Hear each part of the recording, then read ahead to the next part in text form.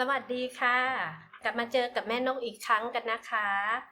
วันนี้แม่นกอยากจะชวนเพื่อนๆมาถักกระเป๋าลายหมูเด้งกันนะคะที่มาของลายนี้เนี่ยจริงๆก็มาจาก EP ที่แล้วเนาะก็คือหลังจากที่ทำงานเสร็จปุ๊บแม่นกก็อยากจะได้ภาพในขณะการใช้งานกระเป๋าจริงก็เลยชวนกันไปเที่ยวที่สวนสัตว์เขาเขียวเพราะว่าอยากจะดูน้องหมูเด้งมานานละทั้งที่อยู่ที่ไม่ไกลจากที่พักเท่าไหร่ไม่มีโอกาสได้ไปสักทีพอไปปุ๊บเจอน้องก็ตกหลุมทันทีค่ะโดนตกเต็มๆค่ะพอไปดูปุ๊บก็ขากลับมาก็อยากจะได้อะไรสักอย่าง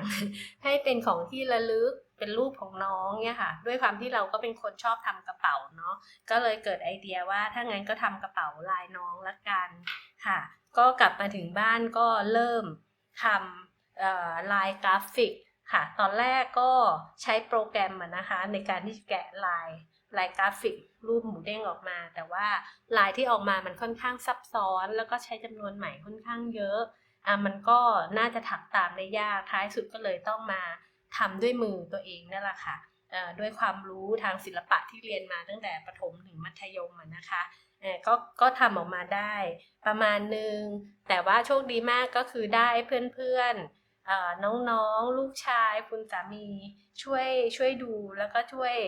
แนะนำว่าควรจะปรับตรงนั้นนิดแก้ตรงนี้หน่อยก็ปรับไปปรับมาก็จนได้เป็นภาพที่เพื่อนๆเห็นกันนี่แหละค่ะก็ออกมาก็ถือว่าถูกใจพอใจเลยค่ะกระเป๋าที่ออกแบบมาเนี่ยก็พอดีอยากจะได้เป็นทรงแบบเหมือนช้อปปิ้งแบ็คใบใหญ่จุของได้เยอะๆค่ะและลายที่เราทำออกมาเนี่ยพอวัดสเกลแล้วมันก็ค่อนข้างใหญ่พอดีกับกระเป๋าลักษณะนี้พอดีก็เลยออกแบบกระเป๋ามาลักษณะแบบนี้นะคะแม่นกทำลายทั้งสองด้านนะคะทั้งข้างหน้าข้างหลังเหมือนกันเลยค่ะแล้วก็ด้านข้างก็มีผูกเชือกไว้ให้มันดูกิ๊บเก๋ขึ้นเนาะแล้วก็สามารถปรับขนาดกระเป๋าให้มันแคบลงได้ตรงนี้ปากกระเป๋าก็ใช้กระดุมแม่เหล็กติดค่ะด้านในก็ทำซับในด้วยงานโครเชต์เรียบร้อยเพราะนั้นงานของเราออกมาก็จะดูสวยเรียบร้อยทั้งข้างนอกข้างในแล้วก็แม่นกก็จะมีทำช่องเล็กๆเอาไว้ใส่ของตรงด้านหลังตรงนี้ด้วยนะคะจริงๆคือเป็นคนชอบเอาไว้ใส่มือถือค่ะเพราะว่าหยิบเข้าออกง่ายดีค่ะก็ส่วนขนาดที่เป็นตัวเลขเป๊ะๆเดี๋ยวแม่นกดูให้ในรูปนะคะว่าขนาดเขาเท่าไหร่ในการทำงานตัวนี้ออกมาก็เดี๋ยวเราก็มาเริ่มกันเลยค่ะเริ่มจากการแนะนำตัวอุปกรณ์นะคะ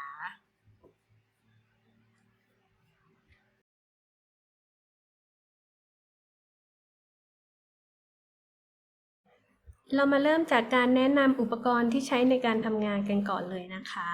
เริ่มจากตัวไหมพรมเราเลือกใช้ไหมพรมเส้นเล็กนะคะขนาด4พลายค่ะซึ่งมันจะเหมาะในการทำงานที่เป็นลายกราฟิกลักษณะละเอียดแบบนี้นะคะแม่นกแพนจะใช้ตัวสีเขียวถักในส่วนของฐานกระเป๋าแล้วก็สีเบจในส่วนของตัวกระเป๋าซึ่งสองสีนี้เพื่อนๆสามารถที่จะเลือกใช้สีตามชอบได้เลยนะคะส่วนในส่วนของลายของน้องหมูเด้งเนี่ยตามที่แม่นกออกแบบไว้จะใช้สีทั้งหมด7สีด้วยกันนะคะก็จะมีสีดำสีเทาเข้มเทาอ่อนสีชมพูสีส้มสีขาวแล้วก็สีแดงค่ะส่วนในเรื่องของปริมาณการใช้ของในแต่ละสีเนี่ยเดี๋ยวแม่นกให้รายละเอียดไว้ในคำอธิบายใต้คลิปนะคะในส่วนถัดไปก็คือเข็มตัวเข็มที่ใช้ในการทำงานหลักเนี่ยจะใช้ตัว 2.5 มิลนะคะแล้วก็แม่นกมีตัว3มิลซึ่งจะเป็นเข็มผู้ช่วยจะใช้ในการถักโซ่ด้วยค่ะอีกส่วนหนึ่งก็คือเป็นอุปกรณ์ตกแต่งนะคะแม่นกจะใช้ตัวลูกปัดไม้ทรงกลมค่ะ4ชิ้นจะใช้ตกแต่งในส่วนของเชือกที่เราจะผูกด้านข้างของกระเป๋านะคะรายการอุปกรณ์อีกหนึ่งอย่างที่แม่นกเกือบลืมไปนะคะก็คือกระดุมแม่เหล็กค่ะเราใช้1คู่ด้วยกันนะคะแม่นกเลือกใช้แบบที่มีตัวล็อกด้านหลังนะคะอีกส่วนหนึ่งก็เป็นอุปกรณ์ผู้ช่วยพื้นฐานในการทำงานทั่วไปนะคะก็จะมีเข็มกัดค่ะเข็มแล้วก็กรรไกรสายวัดนะคะ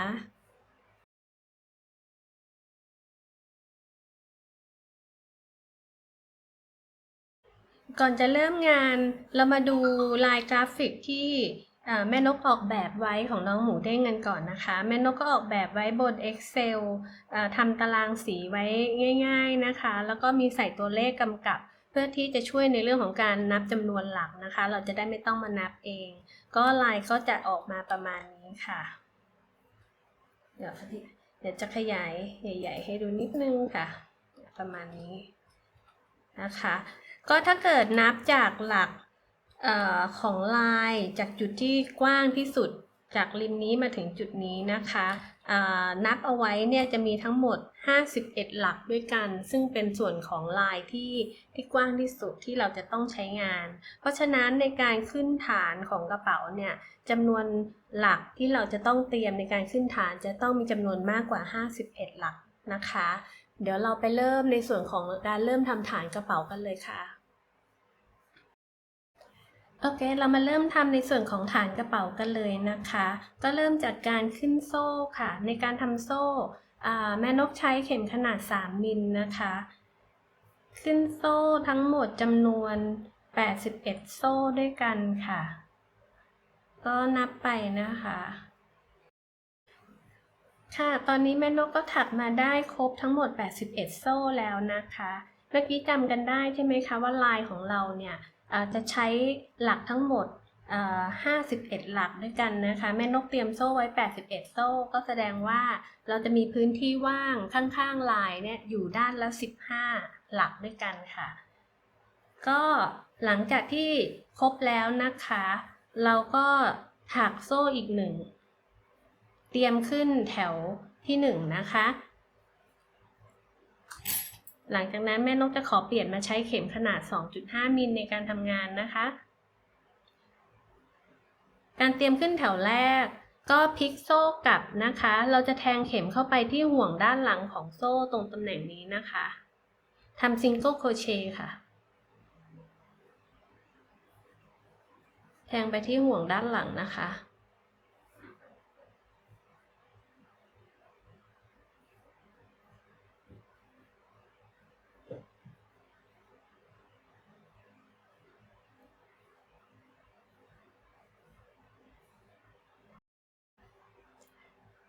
แม่นกถักมาจนถึง2หลักสุดท้ายแล้วนะคะก็ถักต่อไปจนสุดเลยค่ะนี่หลักสุดท้ายแล้วค่ะ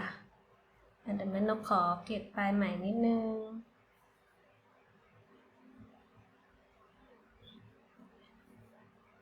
พอครบแล้วเราก็ทำการขึ้นโซ่1ค่ะแล้วก็พลิกงานกลับช่วงนี้ก็เก็บปลายไหมไปด้วยระหว่างทางเลยนะคะพลิกงานกลับเสร็จปุ๊บเราก็ทำซิงเกิลโครเชต์ค่ะต่อย้อนกลับไป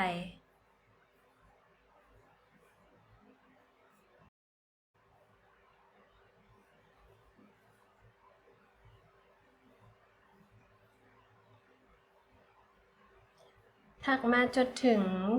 สุดแถว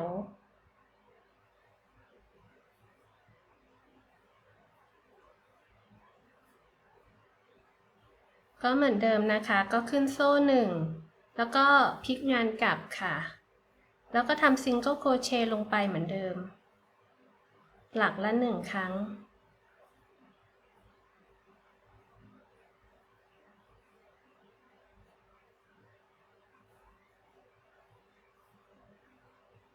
นี่ค่ะเราก็จะทำอย่างนี้กลับไปมาเรื่อยๆนะคะจนได้ความสูงของชิ้นงานอยู่ที่ประมาณ10 เซนค่ะตอนนี้แม่นกก็ถักในส่วนของฐานกระเป๋าได้ที่ความสูง10 เซนตามที่ต้องการแล้วนะคะก็ถักรวมไปทั้งหมด26แถวด้วยกันค่ะเราก็ได้ฐานออกมาเป็นทรงสี่เหลี่ยมสวยงามแบบง่ายๆนะคะอันดับต่อไปเราจะทำการเก็บขอบของตัวแผ่นกระเป๋าของเรานะคะเก็บทั้งหมด3ด้านเพราะว่าฝั่งนี้เนี่ยเป็นซิงเกิลโครเชต์อยู่แล้วนะคะเราจะเก็บด้านนี้ยาวมาจนถึงจุดนี้นะคะด้วยซิงเกิลโครเชต์ค่ะเพื่อให้งานสวยงามแล้วก็พร้อมที่จะขึ้นตัวกระเป๋าเป็นอันดับต่อไปนะคะ เมื่อกี้แม่นกจบงานไว้ตรงที่มุมขอบด้านนี้นะคะด้วยซิงเกิลโครเชต์ตรงจุดที่เป็นหัวมุมที่เป็นมุมฉากนี้นะคะเราก็จะถักโซ่1แล้วก็ทำซิงเกิลโครเชต์ซ้ำลงไปที่หลักเดิมอีกครั้งหนึ่งก่อนนะคะจากนั้นถึงค่อยทำซิงเกิลโครเชต์ไปหลักละ1ครั้งค่ะ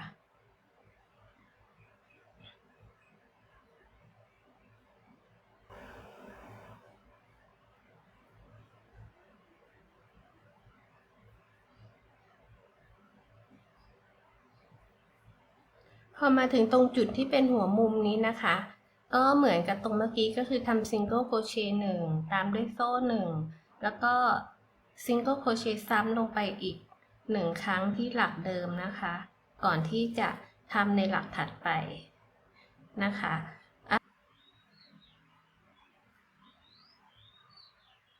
ซิงเกิลโครเชต์ค่ะหลักละ1ครั้งทำอย่างนี้ค่ะไปให้รอบเลยนะคะมาถึงตรงจุดด้านบนนี้นะคะก็แค่อย่าลืมว่าตรงที่เป็นจุดหัวมุมนะคะอย่าลืมนะคะว่าทำเป็นซิงเกิลโครเชต์1ตามด้วยโซ่1แล้วก็ซิงเกิลโครเชต์ซ้ำอีกครั้งหนึ่งนะคะแล้วเดี๋ยวเรามาเจอกันตอนที่มาถึงตรงจุดนี้แล้วนะคะ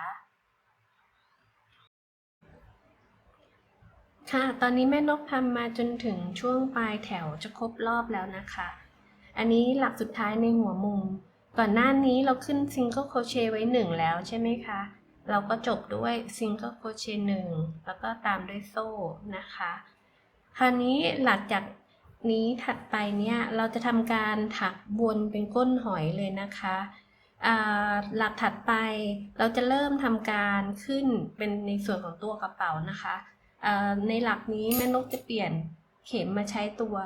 3.0 มิลนะคะเพื่อให้ลายมันใหญ่ขึ้นนิดนึงเพื่อจะง่ายในการที่จะทำงานในแถวถัดไปด้วยนะคะเราก็จะยังคงถักซิงเกิลโครเชต์ค่ะอีกวนอีก1รอบเพียงแต่ว่ารอบนี้เนี่ยเราจะไม่จำเป็นที่ต้องเพิ่มหลักที่มุมแล้วนะคะถักแค่หลักละ1ครั้งเท่านั้นค่ะเราก็แทงเข็มเข้าไปที่หลักแรกเลยค่ะแล้วก็มาร์กเอาไว้อันนี้คือจุดเริ่มต้นของแถวนี้นะคะเพราะจากนี้เราจะทำการถักวนก้นหอยแล้วนะคะถักไปเลยค่ะเป็นซิงเกิลโครเชต์ธรรมดาค่ะหลักละ1ครั้งให้ครบ1รอบนะคะ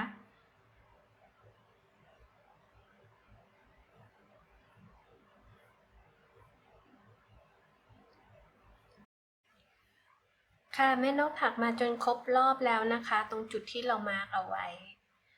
แถวต่อไปแม่นกจะขอเปลี่ยนเป็นเข็มขนาด 2.5 มิลนะคะที่เราจะใช้ทำงานหลักของเราตั้งแต่แถวถัดไปนี้เนี่ยเราจะทำซิงเกิลโครเชต์ในรูปแบบลายนิตติ้งนะคะใช้รูปแบบนี้ไปจนกว่าจะทำงานลายกราฟิกของเราจนจบเลยค่ะเราก็เริ่มด้วยการเอามาร์กออกนะคะในการทำในรูปแบบลายนิตติ้งนะคะจริงๆมันก็มีข้อแตกต่างกันแค่ตรงตำแหน่งของเข็มที่เราจะต้องแทงเข้าไปนะคะเดี๋ยวจะให้ดูลายใกล้ๆนะคะถ้าเรามองลายที่เราถักเอาไว้ก่อนหน้านี้ลายซิงเกิลโครเชต์นะคะจะเห็นว่าลายจะเป็นรูปเหมือนตัว V เล็กๆเห็นไหมคะลักษณะแบบนี้ในการทำรูปแบบลายนิตติ้งเนี่ยเราจะทำการแทงเข็มเข้าไปที่จุดกึ่งกลางของตัว V นี้เลยค่ะนี่นะคะตรงนี้หลักนี้ก็แทงเข้าไปที่ตรงจุดนี้อันนี้ก็จุดนี้นะคะอันนี้ก็คือเนื่องจากว่าแถวแรกตอนช่วงที่เราเริ่มทำการไม่เพิ่มหลักตัวหลักมันจะเริ่มแน่นนะคะนั่นเป็นเหตุผลที่ว่าทำไมแม่นกถึงแนะนำให้ใช้ตัวเข็มที่เบอร์ใหญ่ขึ้นนิดนึงเพื่อที่จะได้มองเห็นลายได้ชัดขึ้นค่ะไม่งั้นจะแทงเข็มค่อนข้างยากเดี๋ยวเรามาเริ่มกันเลยนะคะอันนี้คือหลักแรกนะคะที่เราเพิ่งเอามาร์กออกไปเนี่ยเห็นไหมคะ V หลักแรกนี่ V ตัวมันจะเล็กมากเราก็แทงเข้าไปที่ตัว กลางของตัว V เลยค่ะนี่ค่ะทำซิงเกิลโครเชต์แล้วก็มาร์กเอาไว้เราจะได้รู้ว่านี่คือเป็นหลักแรกของแถวนี้นะคะถัดไปก็เป็นตำแหน่งนี้นะคะเห็นไหมคะ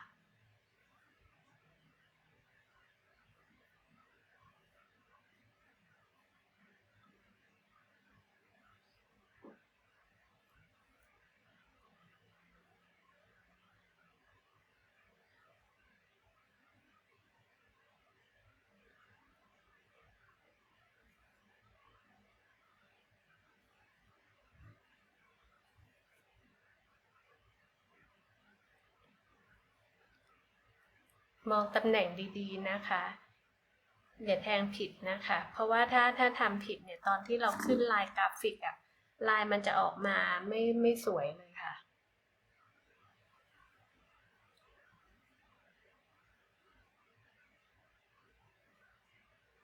นี่ค่ะคือแถวก่อนหน้านี้เราใช้เข็มหัวใหญ่นะคะมันทำให้เราแทงลายได้ง่ายขึ้นเยอะเลย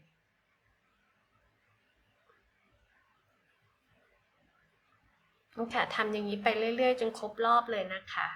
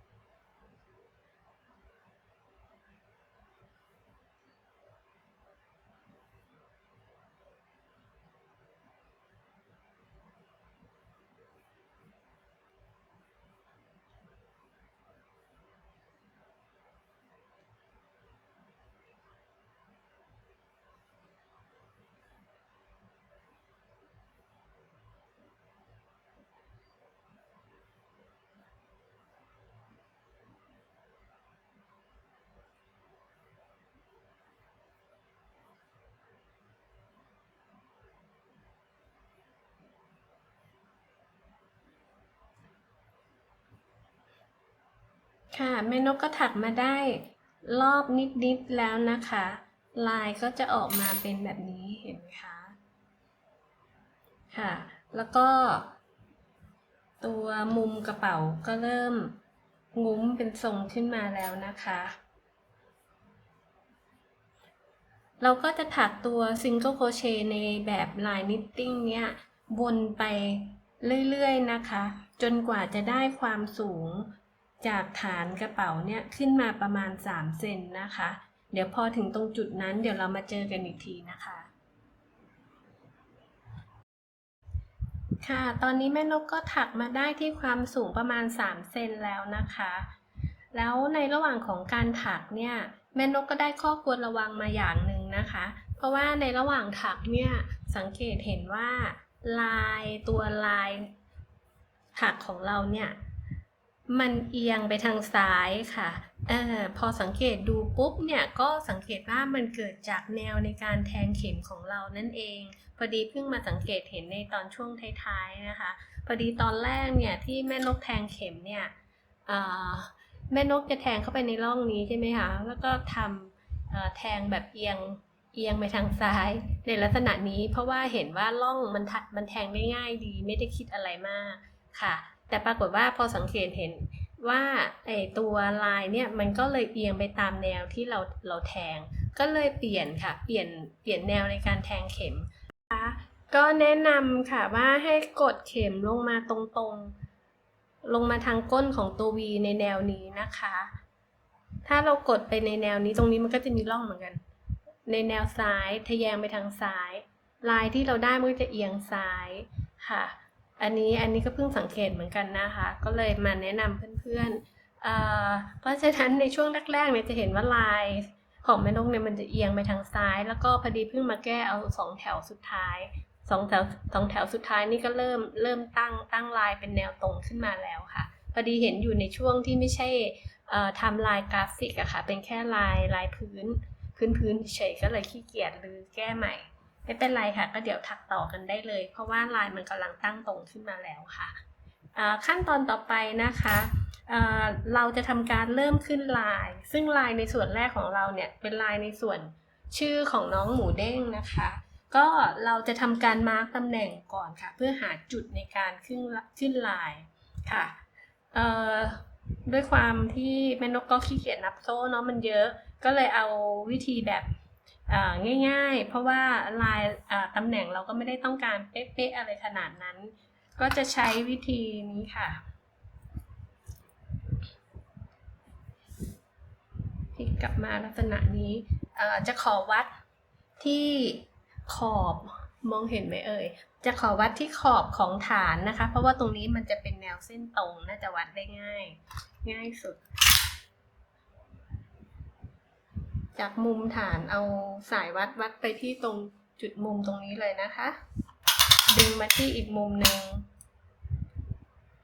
ก็ดูซิว่าเราได้ขนาดมาเท่าไหร่ของแม่นกได้ที่ตรงนี้ค่ะได้ที่35ครึ่งหนึ่งของ35ก็คือ17.5ก็คือตรงตำแหน่งนี้เดี๋ยวขอมาร์กนะคะ17.5พอดีลายแม่นกมันเอียงใช่ไหมคะเดี๋ยวขอทำแนวฉากขึ้นมานิดนึงก็ประมาณนี้ก็มาร์กไว้เลยค่ะกึ่งกลางหาจุดกึ่งกลางก่อนอันดับแรก 7.5 ก็คือประมาณตัวนี้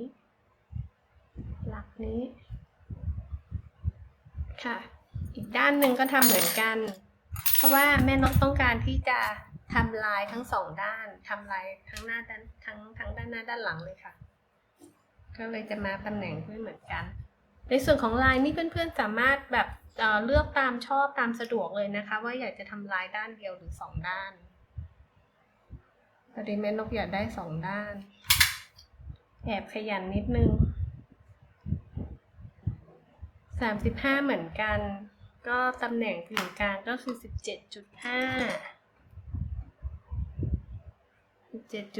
ก็ประมาณหลักนี้ค่ะลองเช็คดูซิมันดูโอเคไหมด้วยสายตาของเราเพราะว่าใช้วิธีวัดแบบคร่าวๆเนาะ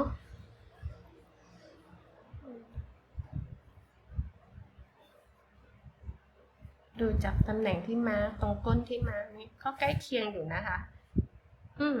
ตำแหน่งก็ค่อนข้างคราวนี้เรามาดูในลายกราฟิกของเรานะคะในส่วนแรกที่แม่นกออกแบบไว้จะเป็นชื่อคำว่าหมูเด้งนะคะก็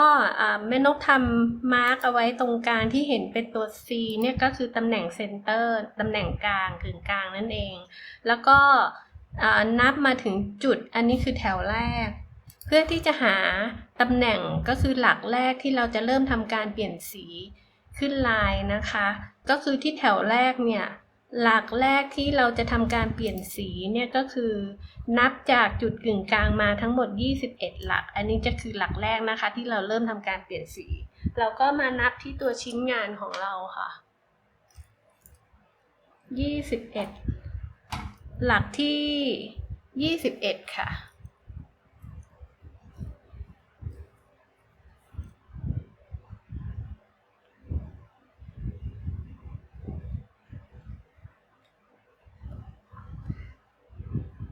อันนี้ค่ะหลักที่21ณตรงจุดนี้เราก็ไม่ต้องการตัว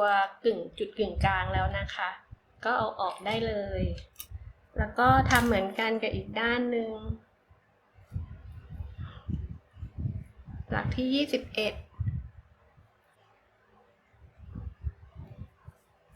นี่ค่ะก็เดี๋ยวเรามาเตรียมขึ้นลายกันเลยนะคะค่ะเมื่อกี้เราจบรอบไปตรงจุดนี้ใช่ไหมคะที่เป็นหลักแรกของรอบเราก็ทำการถักด้วยสีเขียวเนี่ยยาวมาจนถึงตรงจุดที่เรามาร์กไว้นะคะแม่นกเหลืออีกหลักหนึ่งตรงที่เรามาร์กไว้นี่คือตำแหน่งแรกที่เราจะทำการเปลี่ยนสีตามลายแม่นกแพนจะใช้ตัวสีเบจในการทำถักเป็นลายชื่อนะคะหลักแรกหลักก่อนที่เราจะทำการเปลี่ยนสีเราจะแทงเข็มขึ้นไปก่อนอย่างนี้นะคะดึงห่วงขึ้นมาแต่เรายังไม่เลื่อนห่วงค่ะเราจะเอาสีที่เราต้องการที่จะเปลี่ยนเข้ามาดึงลอดห่วงในหลักนี้นะคะ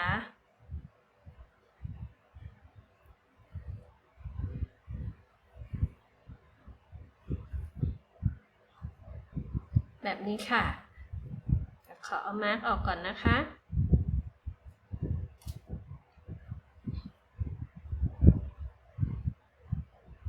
ค่ะตามลายนี้เราต้องถักสีเบจไป3หลักอันนี้คือหลักแรกเราก็ถักไปเลยค่ะตามแบบเลยค่ะ3หลัก1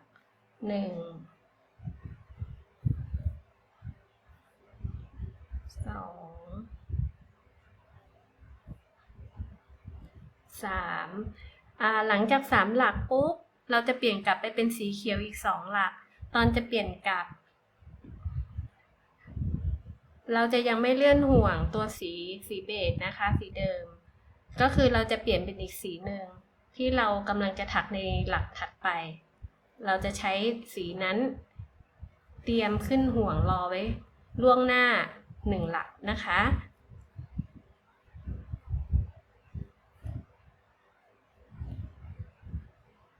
แล้วก็ถักตามแบบไปอีก2หลักในระหว่างนี้เราก็พาตัวสีเบจไปด้วยนะคะ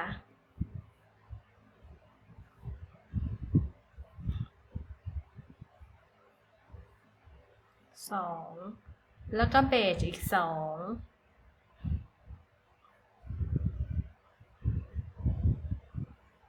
เราก็เปลี่ยนเอาสีเบจขึ้นมาเตรียมขึ้นห่วงรอเอาสีเบจอีก1 2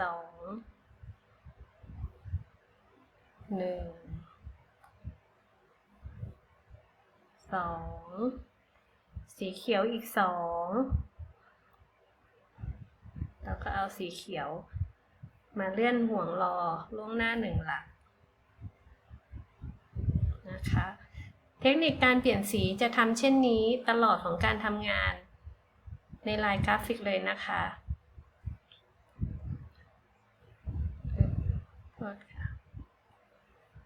สีเขียวอีก1 2แล้วก็เปลี่ยนเป็นสีเบจขึ้นห่วงรอ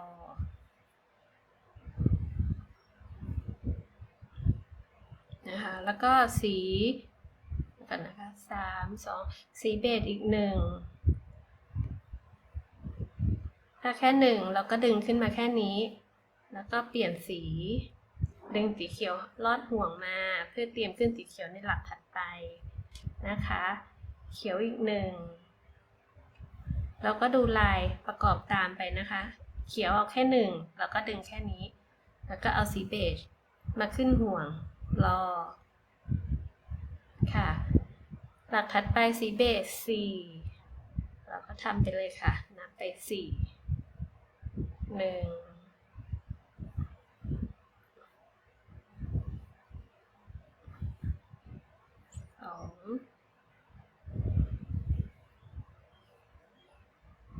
3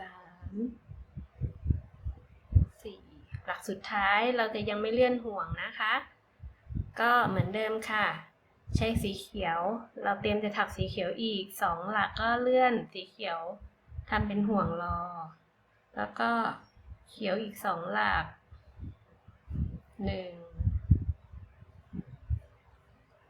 2แล้วก็สีเบจอีก4หลัก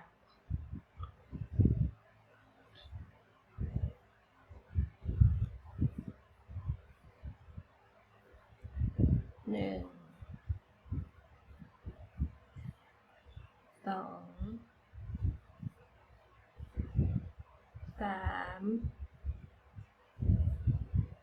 4แล้วก็เปลี่ยนเป็นสีเขียว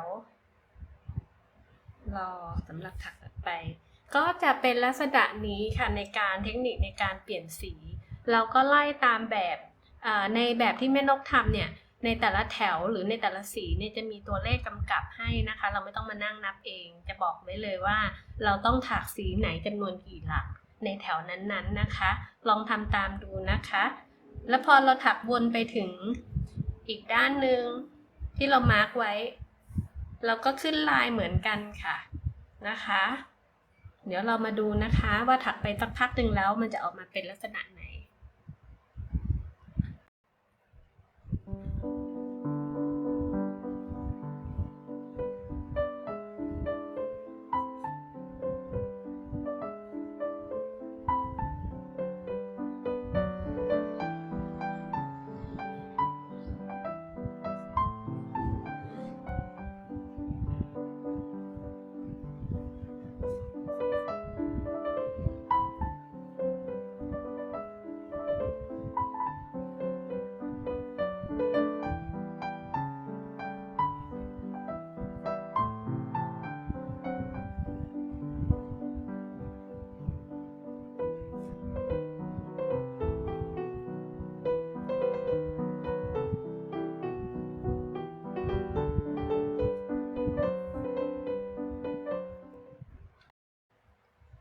ค่ะตอนนี้แม่นกก็ถักคำว่าหมูเด้งเสร็จแล้วนะคะแล้วก็แม่นกก็ได้ทำการถักตัวสีเขียวต่อขึ้นมาอีก3แถวแล้วก็ต่อด้วยตัวสีเบจอีก3แถวสีเบจนี่เป็นสีที่แม่นกแพนจะใช้เป็นตัวพื้นหลังหรือตัวแบ็คกราวด์ตอนช่วงทำลายของน้องหมูเด้งนะคะก็เดี๋ยวเรามาเช็คดูลายกราฟิกนะคะเพราะว่าแถวต่อไปเนี่ยเราจะเริ่มขึ้นลายกราฟิกของน้องหมูเด้งแล้วนะคะค่ะอันนี้คือลายกราฟิกรูปน้องหมูเด้งที่แม่นกออกแบบเอาไว้นะคะก็รูปเต็มๆก็จะเป็นประมาณนี้เดี๋ยวแม่นกขยายให้เห็นชัดๆนิดนึงนะคะ โอเคก็คืออันนี้คือจะเป็นแถวแรกที่เราจะเริ่มทำการขึ้นงานลายนะคะถ้าดูลายทั้งหมดเนี่ยจะเห็นว่าสีหลักที่เราใช้งานเนี่ยจะมีอยู่แค่4 สีก็คือสีดำเทาเข้มเทาอ่อนแล้วก็สีชมพูแล้วก็จะมีสีที่ใช้เป็นบริเวณเล็กๆอยู่อีก3 สีก็คือมีสีส้มสีแดงแล้วก็สีขาวตรงนี้นะคะเพราะฉะนั้นถ้าดูตามลายแล้วเนี่ยที่แม่นกแพนเอาไว้ก็คือว่าในระหว่างของการถักเพื่อลดการเปลี่ยนไหมบ่อยๆนะคะก็จะทำการพาไหมตัวหลักที่เราใช้ในการทำงานเนี่ยสีไปด้วยกันกับเราตลอดก็คือสีดำเทาเข้มเทาอ่อนแล้วก็สีชมพูในส่วนของสีที่ใช้แค่ในบริเวณเล็กๆเนี่ยเราจะทำการเปลี่ยนเป็นจุดๆเอาพยายามเลี่ยงการที่จะพาจำนวนไหมไปกับเราไม่ให้มันเยอะเกินไปค่ะไม่งั้นมันก็จะเกะกะในระหว่างการทำงานเนาะเพราะฉะนั้นในการขึ้นหลักแรกเนี่ยเดี๋ยวเรามาเริ่มจากการมาร์กตำแหน่งของหลักแรกที่เราจะต้องเริ่มทำการเปลี่ยนสีนะคะเดี๋ยวเรามามาร์กที่ตำแหน่งงานของเรานะคะค่ะเมื่อเทียบกับลายนะคะแม่นกก็มาร์กตำแหน่งที่เราจะเริ่มทำการเปลี่ยนสีไหมที่หลักแรกไว้แล้วนะคะทั้ง2 ด้านแล้วก็เดี๋ยวทำการถักสีเบจที่เป็นสีพื้นของเรานะคะไล่มาจนถึงจุดแรกที่เราจะทำการเปลี่ยนไหมเลยนะคะ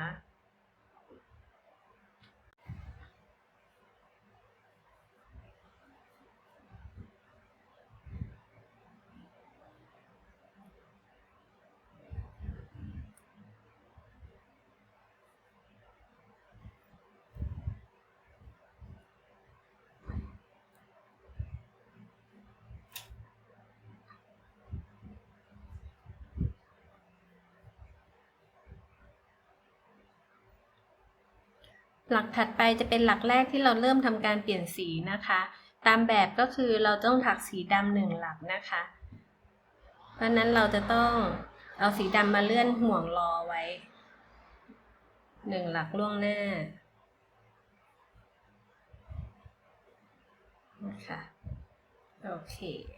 หลักถัดไปเป็นสีดำถักแค่1 หลักเราก็ยังไม่ต้องเลื่อนห่วง แล้วก็อันต่อไปจะเป็นสีเทาเข้มค่ะเราก็เตรียมสีเทาเข้มมา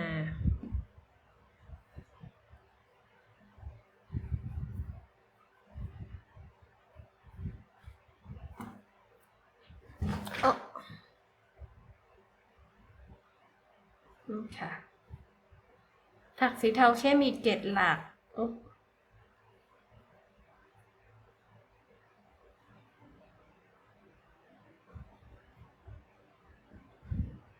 ในระหว่างนี้เราก็เก็บปลายไหมไปด้วยนะคะในส่วนของปลายไหมเราก็ถักซ่อนไปสัก2-3 หลักก็พอแล้วเราก็ปล่อยเขาไปไม่ต้องพาไปด้วยตลอดทางเพราะว่ามันก็จะทำให้หลักเรามันอ้วนเกินเหตุ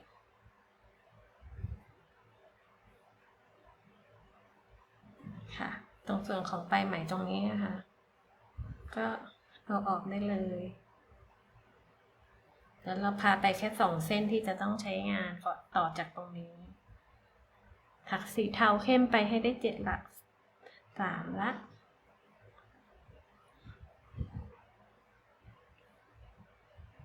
4 5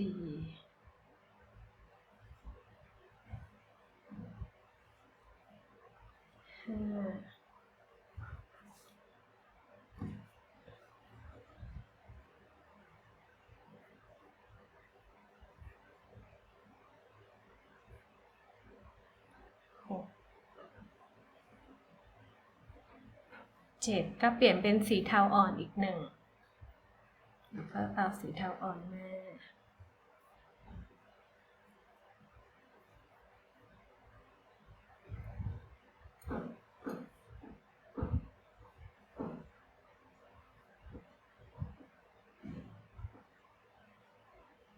สีเทาอ่อน1แล้วก็ตามด้วยสีดำอีก1สีดำเรามีแล้วเราก็แค่ดึงเขาขึ้นมา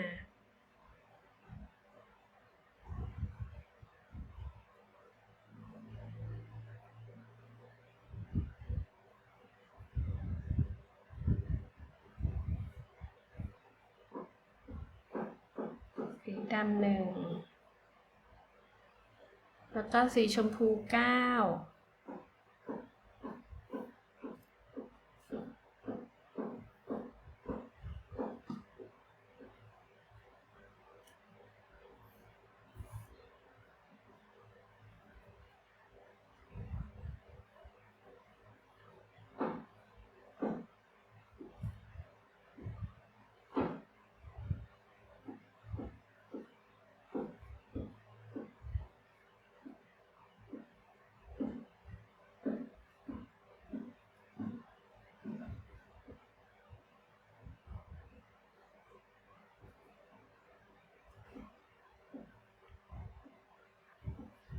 อันนี้หลักที่9แล้วก็ต่อด้วยสีดำ2 4 6 8ใช่ค่ะหลักที่9ต่อด้วยสีดำอีก11 หลักตอนนี้เรามีไหมครบแล้วนะคะ4 สีในส่วนนี้เราก็ดึงเอาไหมที่เราพามาด้วยเอาขึ้นมาใช้งานต่อได้เลยสีดำอีก11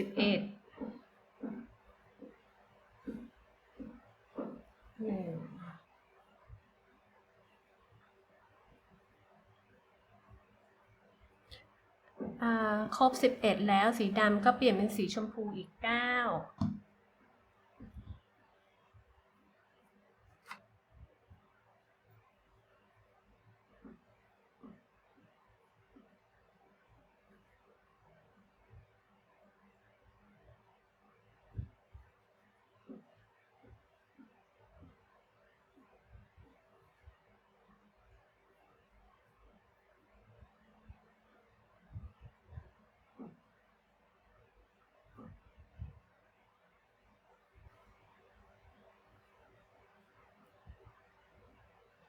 สีชมพู9แล้วก็ต่อด้วยสีดำอีก1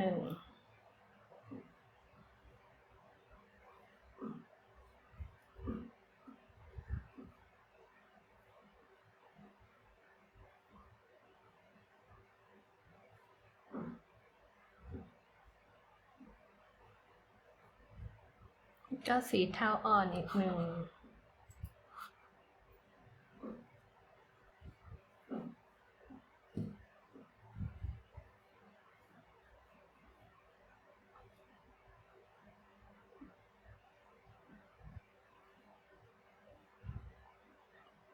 เทาเข้มอีก7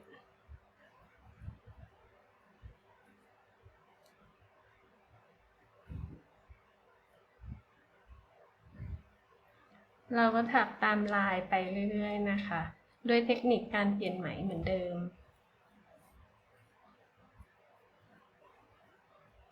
ตอนถักก็พยายามล้างตัวไหมที่เราพามาเนี่ยกดไปด้านล่างของด้านหลังมันจะได้ไม่โผล่ออกมาโชว์ด้านนอกนะคะข้างหลังไม่สวยไม่เป็นไรค่ะเพราะว่าเดี๋ยวเราจะทำซับในปิดด้านในกันด้วย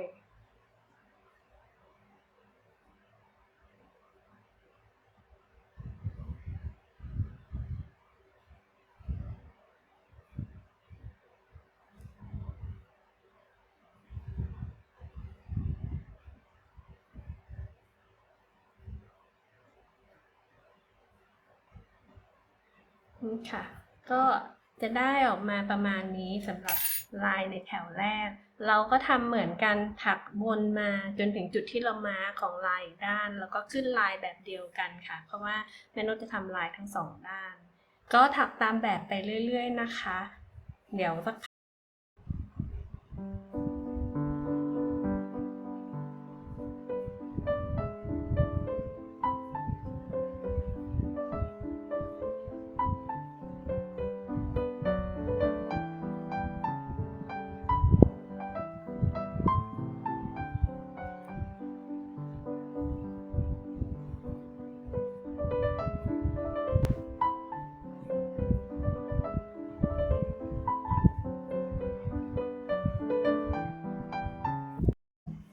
ค่ะ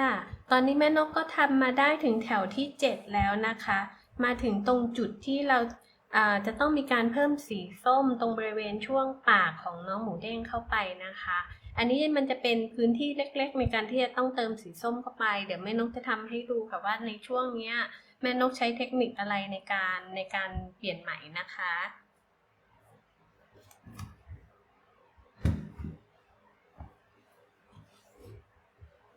นี่นะคะถ้าดูจากแบบเนี่ยมันก็คือบริเวณนี้นะคะที่เป็นสีส้มมันจะเป็นแค่พื้นที่ตรงนี้นิดเดียวเองค่ะเพราะนั้นแม่นกก็เลยไม่อยากที่จะเพิ่มเสร็จแล้วก็พาตัวสีส้มไปด้วยกันกับเราตลอดมันจะค่อนข้างทำให้หลักเรามันใหญ่แล้วก็ทำงานยากขึ้นนะคะ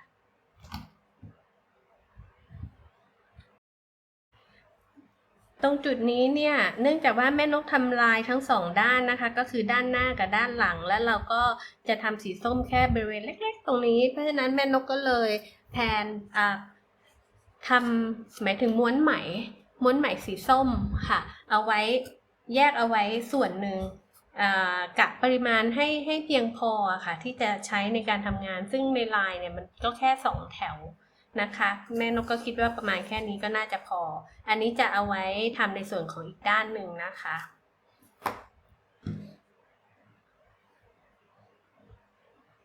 อีกด้านหนึ่งเราก็ใช้ไหมของเขาเลย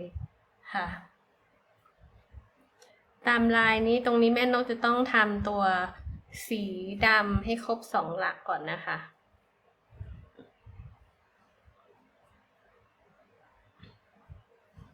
แล้วก็ถักไปให้ครบ2หลักก่อนค่ะแล้วก็ต่อด้วยสีส้ม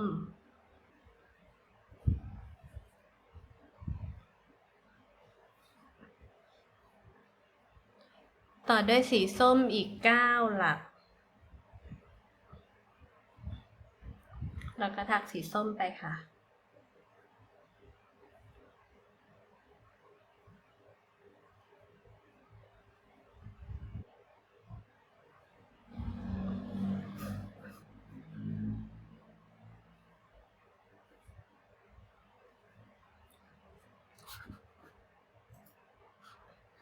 โอเคพอครบ9หลักปุ๊บก็ต่อด้วยสีดำอีก2หลัก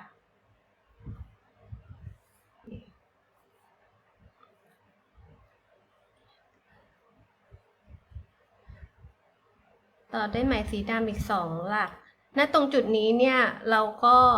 ปล่อยชายของตัวไหมสีส้มทิ้งเอาไว้เลยค่ะไม่ต้องพาเขาไปเพราะว่าเดี๋ยวตอนเรามาขึ้นแถวที่2ที่เราจะต้องใช้งานเขาอีกเราจะดึงเส้นนี้กลับมาใช้งานอีกนะคะเราก็ถักสีอื่นต่อไปตามลายได้เลยค่ะ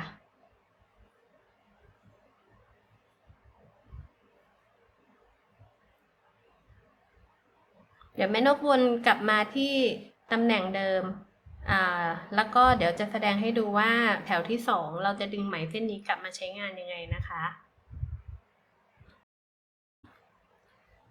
ค่ะตอนนี้แม่นกถักมาถึงตรงลายอีกด้านหนึ่งแล้วนะคะก็มาถึงตรงจุดที่เราจะเปลี่ยนเป็นสีส้มเหมือนกันเราก็เอาตัวสีส้มที่เราแบ่งไหมเอาไว้อะค่ะตัวนี้นะคะเอามาต่อ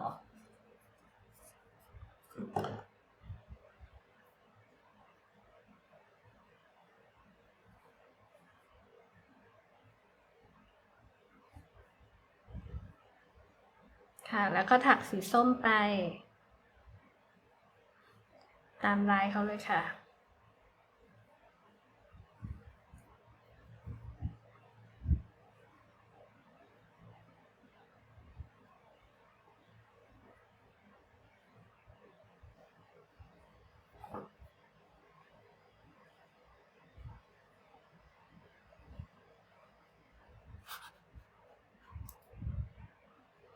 ต่อด้วยสีดำอีก2หลัก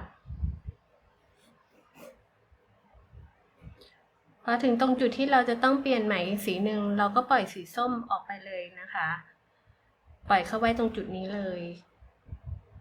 แล้วเดี๋ยวตอนเรามาถึงตรงตำแหน่งนี้ในแถวหน้าเราค่อยดึงตัวไหมที่เราทิ้งชายไว้ตรงนี้เอากลับมาใช้ใหม่นะคะก็ทำเหมือนอีกด้านนึงเลยค่ะตามนี้ค่ะค่ะตอนนี้แม่นกก็ถักวนมาถึงตรงจุดที่เป็นสีส้มอีกรอบนึงแล้วนะคะหลักต่อจากนี้ตามแบบก็คือถักสีดำ1หลักนะคะ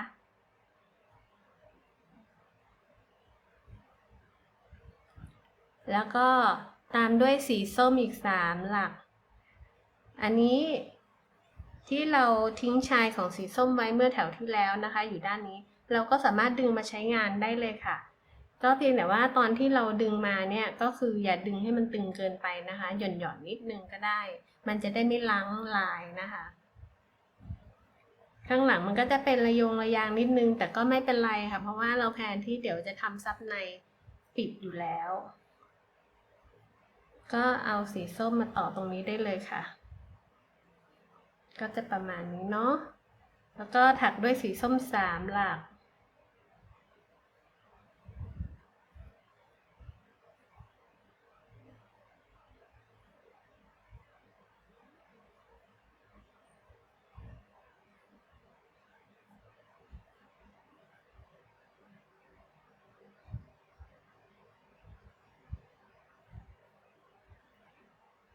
แล้วก็ต่อด้วยสีดำอีก7หลัก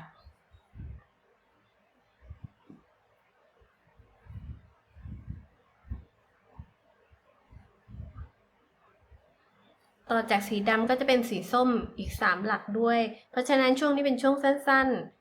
ๆเราก็พาตัวสีส้มมาด้วยกับเราเลยค่ะ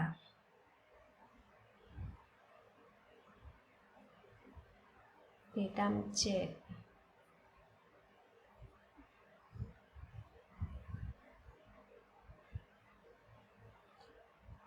หลักที่7แล้วก็ต่อด้วยสีส้มอีก3เราก็เอาสีส้มที่เราพามาด้วยเมื่อกี้มาถักต่อได้เลย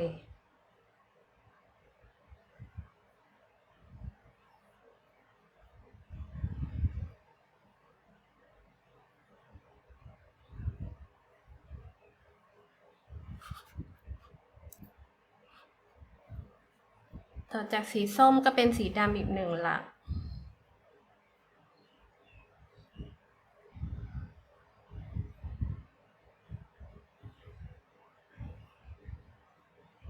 แล้วก็สีชมพูอีก4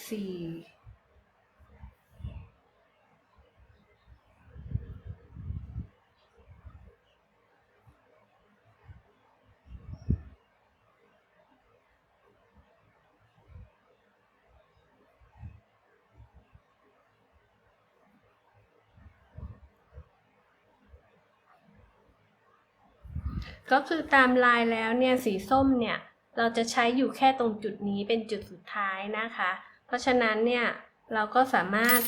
ตัดตัวสีส้มตรงนี้ทิ้งได้เลยค่ะก็ไม่จำเป็นต้องใช้งานอีกแล้ว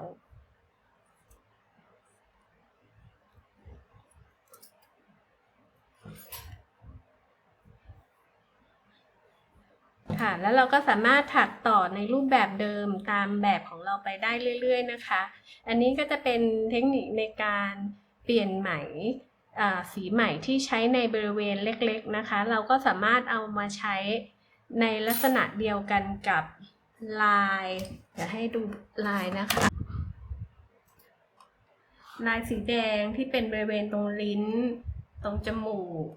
แล้วก็สีขาวที่เป็นตรงลูกตาตรงนี้นะคะเพราะว่าอันนี้เป็นการใช้งานแค่จุดเล็กๆนะคะก็เอามาใช้ได้เลยค่ะ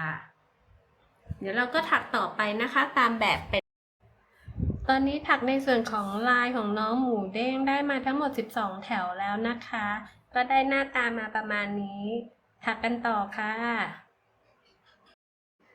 ตอนนี้ได้มา24แถวแล้วจ้าใกล้จะเสร็จในส่วนของลายแล้วนะคะหน้าตาก็ได้มาประมาณนี้ก็เดี๋ยวถักต่อไปค่ะสู้ๆค่ะค่ะตอนนี้แม่นกก็ถักในส่วนของลายน้องหมูเด้งมาจนเสร็จครบทั้งหมด36แถวแล้วนะคะก็ต้องเรียกว่าเราเสร็จในส่วนของงานที่ยุ่งยากที่สุดใช้เวลานานที่สุดไปแล้วนะคะเพราะฉะนั้นงานที่เหลือต่อจากนี้เนี่ยต้องเรียกว่าจิ๊บแล้วอะค่ะอันนี้ด้านแรกนะคะด้านหน้าอีกอันหนึ่งก็คือด้านหลังก็จะเหมือนกันนะคะแบบนี้นะคะอันดับต่อไปก็คือเดี๋ยวเราจะทำการถักลายในรูปแบบของลายนิตติ้งต่อนะคะโดยใช้ไหมสีเบจนะคะเพื่อที่จะทำเป็นกรอบของลายให้เขาดูสวยงามค่ะตกลงแม่นกก็ถักลายนิตติ้งด้วยสีเบจมาทั้งหมด6แถวด้วยกันนะแต่คราวนี้เนี่ยเนื่องจากภายในเนี่ยจะเห็นว่าเรามีรอยต่อเนาะเยอะแยะมันก็ดูไม่สวยงามแม่นกก็เลยแทนที่จะใส่ตัวซับในเข้าไปด้านในแต่ด้วยความที่ว่าเป็นคนที่ไม่ถนัดในเรื่องของงานเย็บผ้าก็เลยอยากจะทำซับในเป็นงานถักโครเชต์เข้าไปเลยค่ะก็เลยแพลนว่าเดี๋ยวเราจะทำการถักส่วนเนี้ยต่อขึ้นไปยาวขึ้นมาให้ได้ความสูงจากขอบกระเป๋ามาจนถึงประมาณก้นกระเป๋านะคะเสร็จแล้วเราก็จะพับเข้าไปในลักษณะนี้นะคะเพื่อที่จะใส่เขาเป็นซับในเข้าไปค่ะก็ในส่วนของซับในเนี่ยแม่นกก็ตั้งใจที่จะถักเป็นใช้ลายดับเบิลโครเชต์ค่ะเพื่อที่ว่าการทำงานของเราจะได้เสร็จได้เร็วขึ้นก็จะทำการต่อขึ้นแถวดับเบิลโครเชต์ที่บริเวณตรงด้านข้างของกระเป๋าแล้วกันนะคะซึ่งเป็นจุด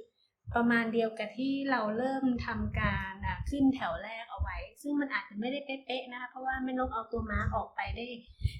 นานแล้วค่ะเพราะว่ามีความรู้สึกว่ามันก็ไม่จำเป็นที่จะต้องมาร์กตำแหน่งเป๊ะๆขนาดนั้นกะเอาคร่าวๆก็ได้ก็อยากให้รอยต่อมันอยู่ตรงบริเวณด้านข้างกระเป๋าก็เลยกะด้วยสายตาดูคร่าวๆอะค่ะมันก็จะอยู่ตรงบริเวณศูนย์กลางด้านข้างเนาะตรงจุดนี้ก็จะเริ่มทำการถักตัวดับเบิลโครเชต์เพื่อที่จะเริ่มทำในส่วนของซับในกระเป๋านะคะแต่ถ้าเพื่อนๆคนไหนเนี่ยอยากจะใช้ซับในเป็นผ้าก็ไม่จำเป็นต้องทำในส่วนนี้นะคะก็สามารถถักตัวลายนิตติ้งอะค่ะด้วยสีพื้นเนี่ยขึ้นมาสักประมาณ3แถวก็พอจากนั้นก็สามารถขึ้นงานขอบของกระเป๋าต่อได้เลยนะคะต้องแทงที่ตรงบริเวณจุดกึ่งกลางของหลักแล้วนะคะเราสามารถแทงที่ตำแหน่งลอดใต้โซ่ห่วงโซ่ตรงนี้ค่ะตามปกติได้แล้วนะคะเพื่อการง่ายต่อการทำงานนะคะก็เริ่มด้วยการทำซิงเกิลโครเชต์ก่อนค่ะแล้วก็ต่อด้วยโซ่1อันนี้นับเป็นหลักแรกนะคะของแถวนี้แล้วก็ทำดับเบิลโครเชต์ค่ะพันหัวเข็ม1ครั้งนะคะ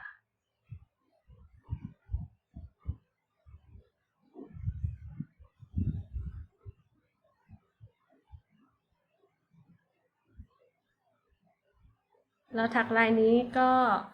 เพราะว่าต้องการใช้เป็นแค่ซับในเฉยๆนะคะก็มันจะได้จบงานได้ไวขึ้นไม่เสียเวลาในการทำงานเท่าไหร่ค่ะตอนนี้แม่นกถักตัวดับเบิลโครเชต์ของซับในนะคะแถวแรกมาจนจะจบแถวแล้วเราก็ทำการเลื่อนห่วงเพื่อที่จะปิดแถวได้เลยค่ะณตรงจุดนี้แม่นกขอพักไว้นิดนึงพอดีอย่างที่แพลนไว้ก็คือว่าในส่วนของซับในเนี่ยก็คือเราจะทำยาวลงมาจนถึงที่ก้นกระเป๋าเลยนะคะและตรงบริเวณตรงก้นกระเป๋าเนี่ยเราก็จะทำแผ่นก้นกระเป๋าเพิ่มอีกแผ่นหนึ่งแล้วก็เย็บติดก็เท่ากับว่าเราจะทำตัวก้นกระเป๋าเนี่ยสองชั้นด้วยกันนะคะคราวนี้ถ้ามาดูขนาดตรงแผ่นก้นกระเป๋าที่เราจะใช้มันก็ต้องเป็นขนาดเดียวกันกับตัวที่เราทำขึ้นแบบเอาไว้ตั้งแต่แรกซึ่งขนาดถ้าเราวัดออกมาเนี่ยถ้าจำกันไม่ได้ก็ขอวัดอีกครั้งหนึ่งนะคะความยาวอยู่ที่36เซนแล้วก็ความกว้างตรงนี้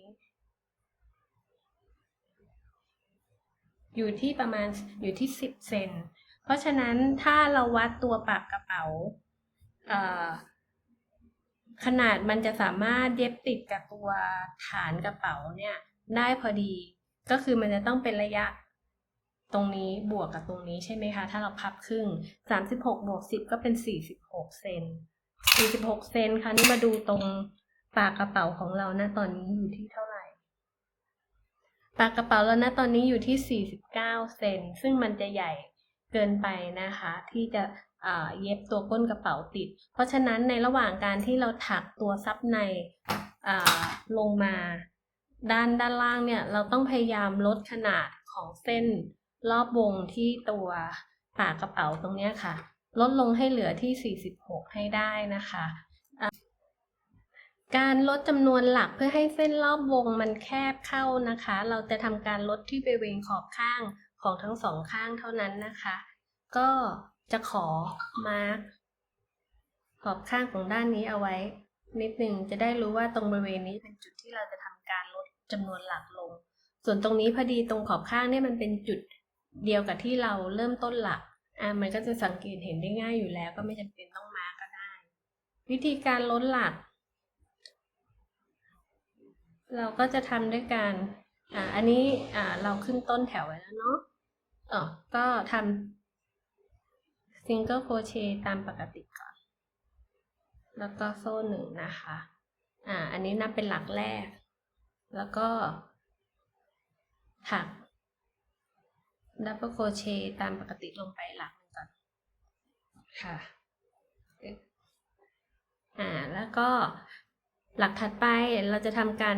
ควบ2หลักนี้รวมเป็นหลักเดียวเราก็ทำ double crochet แทงเข้าไป1ครั้งเลื่อนห่วงก่อน1ครั้งพันหัวเข็มอีกครั้งหนึ่งแทงเข้าไปหลักที่2เลื่อนห่วงครั้งที่2นะคะแล้วก็รวบทั้งหมดทีเดียว3ห่วง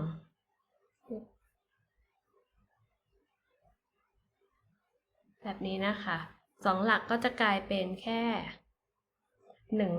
1หลักค่ะแล้วจากนั้นเราก็ถักหลักละครั้งตามปกติไปจนถึงขอบข้างด้านข้างที่เรามาร์กไว้อีกฝั่งหนึ่งนะคะแล้วตรงนั้นเราก็จะทำในลักษณะเดียวกันในการรวบ2หลักให้รวมเป็นหลักเดียวกันค่ะ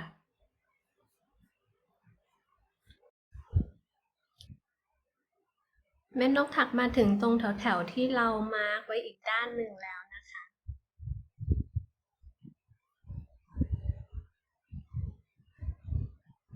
ตรงตำแหน่งนี้ก็คือที่เรามาร์กไว้เราจะทำการลดอีกครั้งหนึ่งก็เอามาร์กออก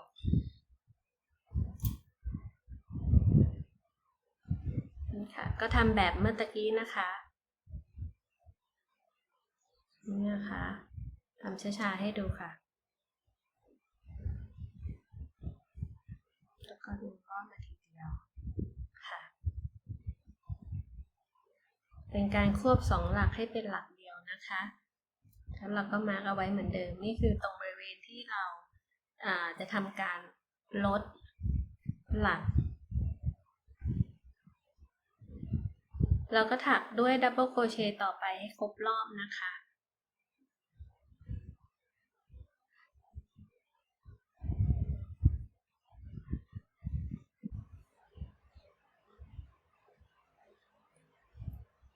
พอมาครบรอบ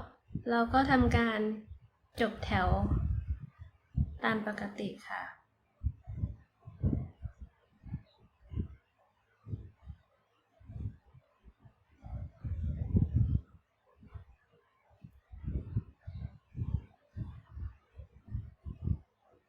แล้วก็ขึ้นหลักแรกด้วยซิงเกิลโครเชต์ตามด้วยโซ่นะคะหลักถัดไปนี้เราไม่ต้องลดหลักนะคะถักแบบธรรมดาไป1 รอบแล้วหลักหมายถึงแถวถัดจากแถวนี้ค่ะเราถึงจะทำการลดหลักอีกครั้งหนึ่งนะคะก็เราจะทำการลดแถวเว้นแถวค่ะโดยบริเวณที่ลดก็จะเป็นที่ขอบข้างเสมอนะคะก็ถักไปอีก1 รอบค่ะ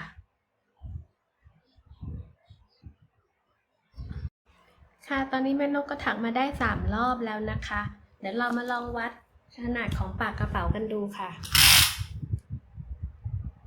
ด้านบนสุดตอนนี้ความกว้างของปากกระเป๋าเหลืออยู่ที่ประมาณ48 เซนแล้วนะคะตอนแรกเริ่มต้นมันอยู่ที่ประมาณ49ใช่ไหมคะเราก็จะทำการลดแบบนี้ไปเรื่อยๆนะคะก็คือแถวถัดไปต่อจากนี้เนี่ยเราก็จะทำการลดในรูปแบบเดิมอีกครั้งหนึ่งนะคะ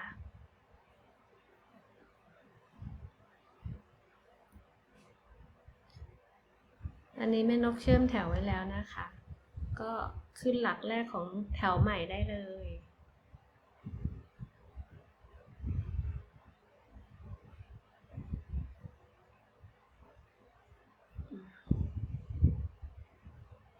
ค่ะ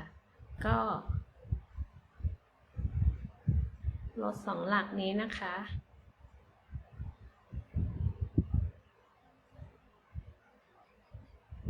ค่ะแล้วก็ไปลดอีกทีที่มุมด้านนี้นะคะก็ทำแบบนี้ไปเรื่อยๆค่ะลดแถวเว้นแถวจนกว่าเราจะได้ระยะความกว้างของปากกระเป๋าเนี่ยลดลงมาเหลือที่46 เซนนะคะพอได้46 เซนปุ๊บเราก็จะหยุดลดเราก็จะทำการถักดับเบิลโครเชต์ต่อไปเรื่อยๆจนกว่าเราจะได้ความยาวของดับเบิลโครของลายดับเบิลโครเชต์เนี่ยยาวไปได้ที่ประมาณ27 เซนนะคะเดี๋ยวมาถึงตรงจุดนั้นแล้วเรามาดูกันต่อนะคะค่ะตอนนี้แม่นกก็ทำในส่วนของซับในได้ความยาวตามที่ต้องการแล้วนะคะถ้าวัดในส่วนของลายดับเบิลโครเชต์ที่ถักจากจุดนี้จนถึงจุดนี้เนี่ยแม่นกถักมาทั้งหมด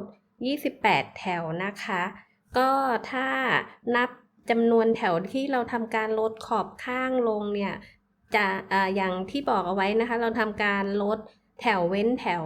แม่นกทำการลดแถวสุดท้ายที่แถวที่10นะคะแล้วหลังจากนั้นเนี่ยก็ทำการถักตรงๆลงไปเพราะว่าที่ปากกระเป๋าเนี่ยได้ความยาวที่ประมาณกันนะคะแม่นกทำมาได้อยู่ที่ประมาณ45 ถึง 46 เซนก็ถือว่าพอใจแล้วนะคะก็พอหลังจากเราทำเสร็จแล้วเนี่ยเราก็เลยเราลองพับดูนะคะพับเอาส่วนของซับในเข้าไปเราก็จะเห็นลักษณะจะเป็นแบบนี้จากเดิมนะคะก็คือข้างในเนี่ยเห็นไหมคะก็คือที่เราทำลายเอาไว้เนี่ยมันจะไม่ค่อยสวยเท่าไหร่เนาะนี่ค่ะก็ทำซับในเพื่อให้มันดูเรียบร้อยขึ้นพับเข้าลงไป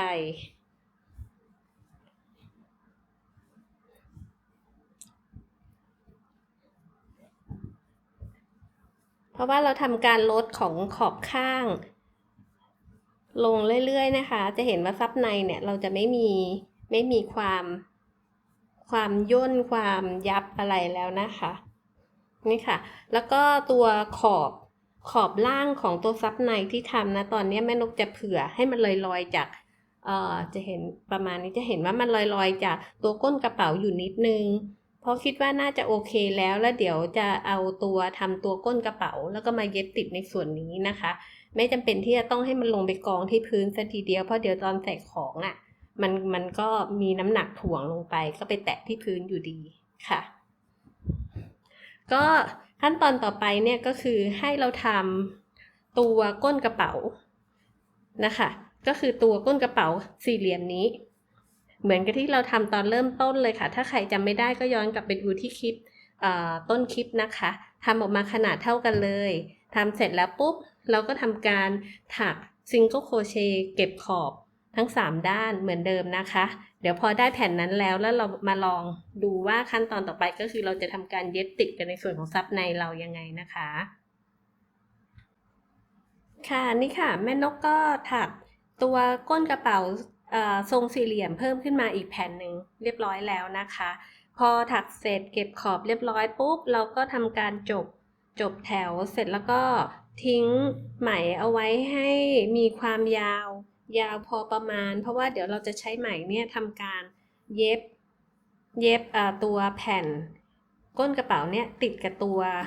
วซับในที่เราทำมานะคะก็ทิ้งให้มีความยาวกะเอาให้มันเพียงพอที่เราจะเย็บทั้ง4ด้านติดกันนะคะคราวนี้เราจะเริ่มทำการหาตำแหน่งนะคะเพราะว่าอันนี้มันเป็นทรงสี่เหลี่ยมใช่ไหมคะก็แม่นกก็จะทำง่ายๆด้วยการวัดความกว้างของที่เราทำมาก่อนได้ประมาณ11 เซนเพราะฉะนั้นเนี่ยอันนี้มายึดกับตรงนี้เนี่ยขอบข้างนี้ก็คือจะต้องวัดเข้ามาที่ประมาณ5 เซนครึ่งเพราะเมื่อกี้11 เซนใช่ไหมคะตรงนี้ก็ประมาณ5 เซนครึ่งตรงนี้ก็คือจุดที่เราจะทำการเชื่อมตรงส่วนมุมก็5 เซนครึ่งกับ5 เซนครึ่งของ2ด้านก็เท่ากับ11 เซนอันนี้ก็มาร์กเอาไว้คร่าวๆนะคะอันนี้ก็เอาไว้ให้มันตรงกันอันนี้คือจุดที่เราจะทำการเชื่อมตรงมุมอีกฝั่งหนึ่งก็วัดเข้ามาเหมือนกันค่ะเราพับตัวกระเป๋าของเราเป็นครึ่งแบบนี้นะคะอันนี้ก็วัดเข้ามาอีกประมาณอีก5 เซนฝั่งนี้5 เซนครึ่งขอโทษค่ะก็ประมาณตรงนี้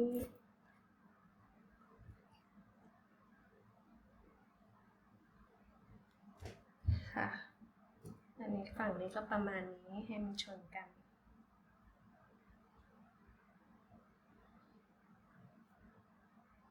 แล้วลองทาบดูสิคะว่าในแนวยาวเนี่ยมันโอเคไหมก็ใกล้เคียงนะคะ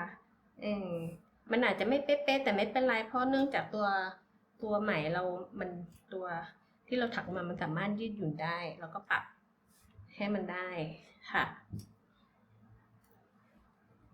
อันนี้เราก็ร้อยใส่เข็มให้เรียบร้อยนะคะเพื่อที่จะเตรียมทำการเย็บค่ะโอเคเรามาเริ่มทำการเย็บเลยนะคะก็ตัวปลายไหมที่เราค้างไว้อยู่ตรงหัวมุมใช่ไหมคะก็เอาหัวมุมชนกับตรงหัวมุมเลยเอาอันนี้ออกก่อนนะคะจำตำแหน่งไว้คือตรงตำแหน่งนี้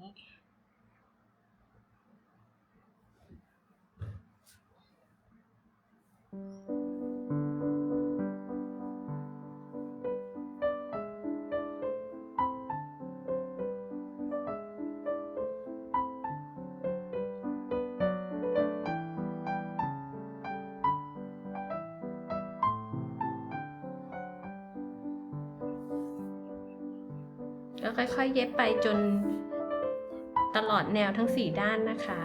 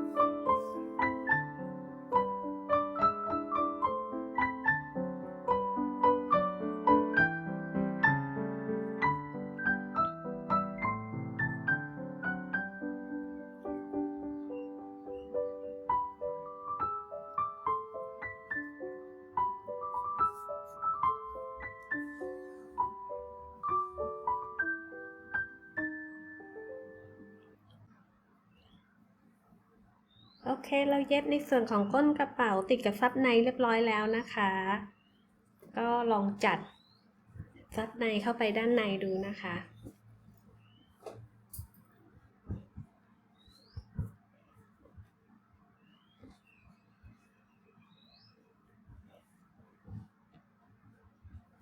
จัดให้เข้ารูปเข้าทรงให้เรียบร้อยค่ะก็จะได้ประมาณนี้นะคะคราวนี้ก็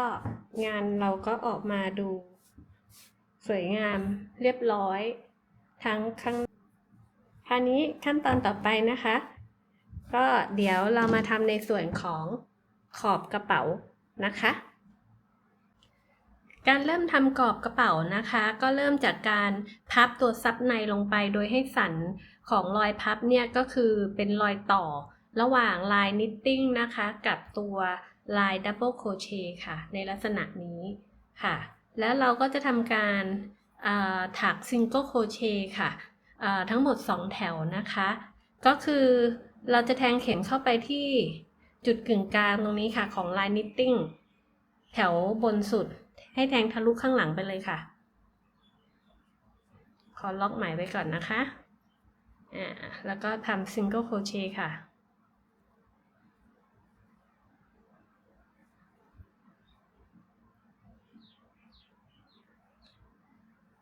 ทำไปหลักละ1 ครั้งค่ะ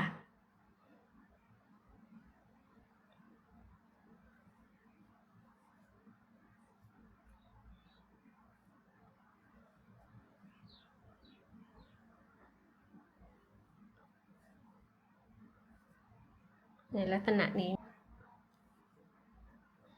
นี่ค่ะก็ถักแบบนี้ไปให้รอบเลยนะคะทำทั้งหมด2 รอบด้วยกันค่ะ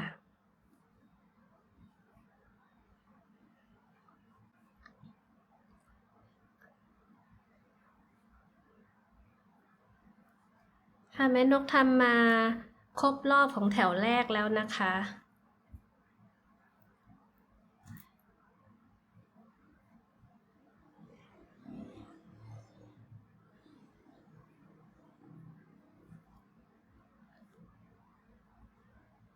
แล้วก็ทำการเลื่อนห่วงจบแถวแล้วก็ขึ้นโซ่1ค่ะแทงไปที่หลักเดิมที่เราเลื่อนห่วงเมื่อกี้ก็ทำซิงเกิลโครเชต์อีกรอบหนึ่งค่ะแต่รอบนี้เนี่ยเราสามารถแทงเข้าไปที่ตรงตำแหน่งใต้โซ่ค่ะเหมือนที่เราทำตามปกติได้แล้วนะคะไม่จำเป็นต้องทำลายนิตติ้งแล้วนะคะจะได้ง่ายในการทำก็แทงเข้าไปที่ใต้โซ่ได้เลยค่ะตรงตำแหน่งนี้นะคะก็ทำอีก1 รอบค่ะ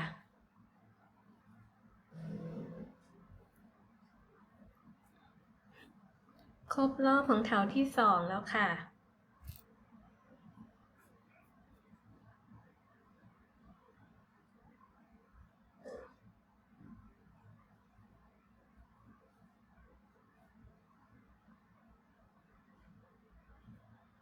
ก็ทำการเลื่อนห่วง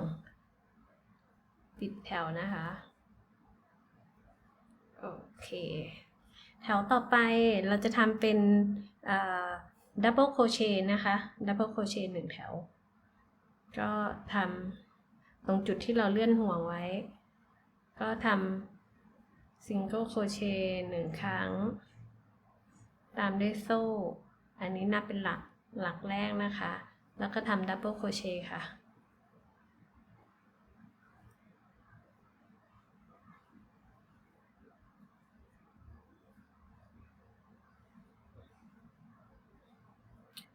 ครบรอบของดับเบิลโครเชต์แล้วนะคะก็ทำการ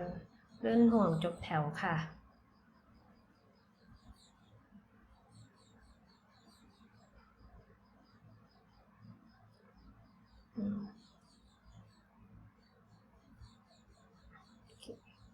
ถักโซ่ล็อกไปก่อนตรงจุดนี้เราจะขอเบรกชั่วคราวนิดนึงค่ะก็คือช่วงระหว่างนี้เนี่ยเราจะไปเตรียมชุดกระดุมแม่เหล็กสำหรับติดตรงปากกระเป๋านะคะค่ะ เรากำลังจะทำตัวฐานสำหรับติดกระดุมแม่เหล็กนะคะ จะทำออกมาในรูปร่างแบบนี้นะคะ วิธีการทำนะคะ ก็เริ่มจากขึ้นโซ่ ตอนขึ้นโซ่ไม่ต้องใช้เข็ม 3.0 มิลนะคะ ขึ้นโซ่ 6 ค่ะ 1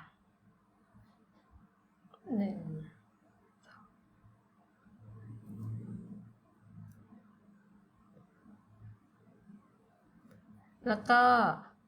เพิ่มโซ่อีก 1 เพื่อที่จะเตรียมขึ้นซิงเกิลโครเชต์ค่ะให้นกเปลี่ยนเป็นเข็ม 2.5 มิลนะคะพลิกโซ่กลับเราจะแทงเข้าไปที่ห่วงด้านหลัง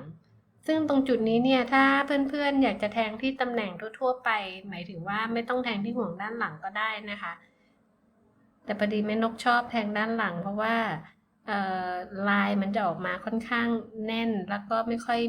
มีร่องให้เห็นมันดูสวยงามกว่าเมื่อกี้เราขึ้นโซ่6บวก 1เพราะฉะนั้นตรงนี้เราจะต้องได้ทั้งหมด6หลักนะคะทำซิงเกิลโครเชต์ค่ะ4ละ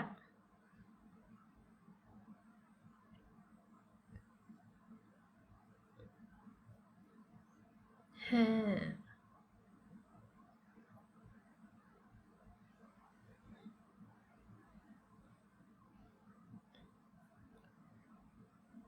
ตรงนี้เดี๋ยวขอเก็บปลายไหมด้วยนิดนึง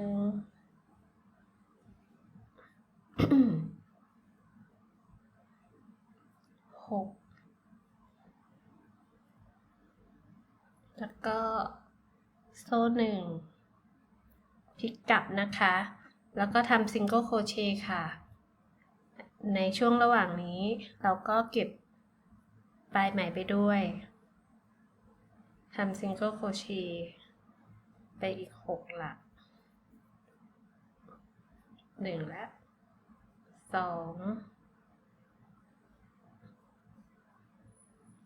3 4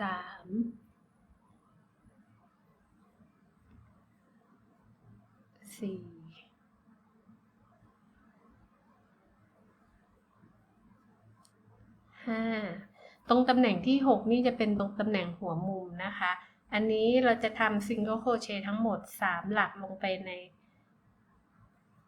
ช่องเดียวกันเลย1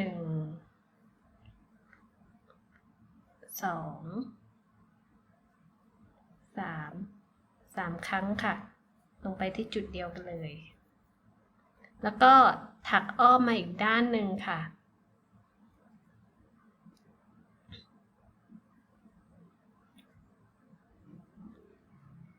ซึ่งอีกด้านหนึ่งเราก็จะต้องได้อีก6หลักเนาะ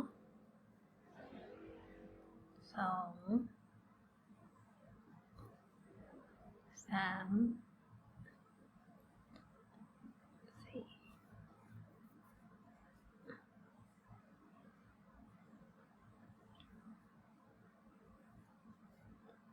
4 5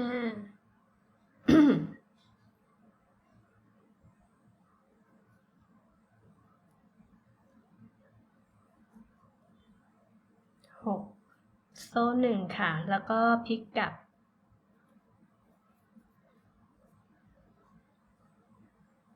ทำต่อค่ะ 1 2 3 4 5ตรงตำแหน่งตรงหัวมุมเมื่อกี้ที่เราทำเอาไว้3หลักในตำแหน่งเดียวกันคราวนี้เราจะทำซิงเกิลโครเชต์2 ครั้งในหลักเดียวกันหรือที่เรียกว่า V นั่นแหละค่ะทำ V ทั้งหมด3หลักอันนี้ V อันที่1 2 V ที่2นะคะแล้วก็ตำแหน่งที่3 1 2เป็น V ที่3จากนั้นก็ Single Crochet หรือที่เรียกว่า X ถ้าเรียก X กับ V ก็อาจจะเข้าใจง่ายกว่าก็ได้เนาะ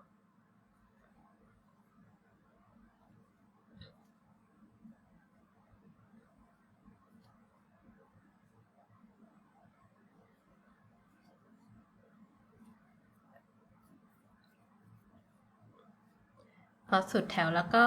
โซ่หนึ่งพลิกกลับค่ะ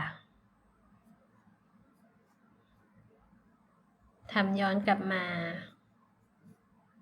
2 3 4 5คราวนี้เราจะทำ V ที่ตำแหน่งที่6 1 V ที่1นะคะแล้วก็สลับกับ X แล้วก็ V ที่2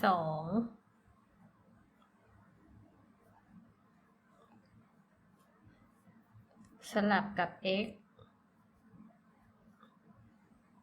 v ครั้งที่3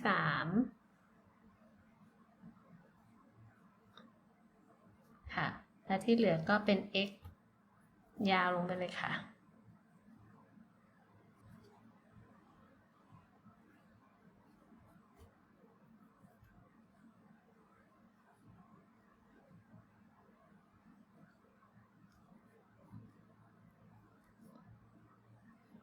แล้วก็โซ่1พลิกกลับ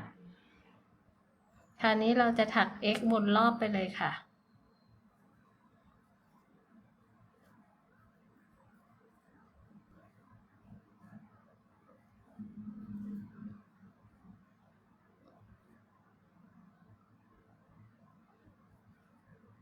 พอถักมาถึงตรงตำแหน่งสุดท้ายนี้เราก็จะทำ x เก็บขอบตรงฐานด้านล่างนี้ไปเลยค่ะตรงมุมนี้มันเป็นมุมฉากใช่ไหมคะก่อนที่จะขึ้นนี่เราทำโซ่1ก่อน1ครั้งแล้วก็แทงลงไปที่หลักเดิมแล้วคราวนี้ก็ทำ x ค่ะ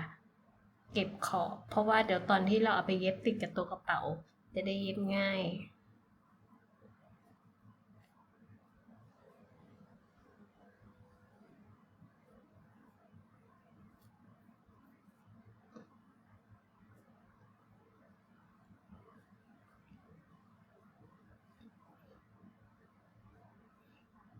ตรงจุดสุดท้ายนี่ก็โซ่1แล้วก็เพนตัดไหมค่ะ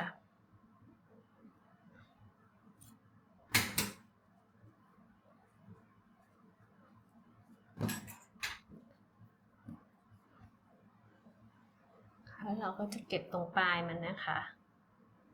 ให้เรียบร้อย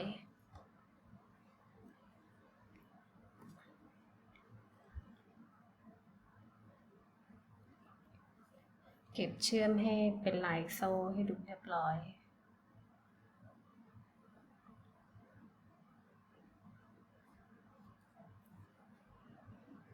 โอเคค่ะจากนั้นก็เก็บซ่อนปลายไหมให้เรียบร้อยค่ะแล้วก็ตัดไหม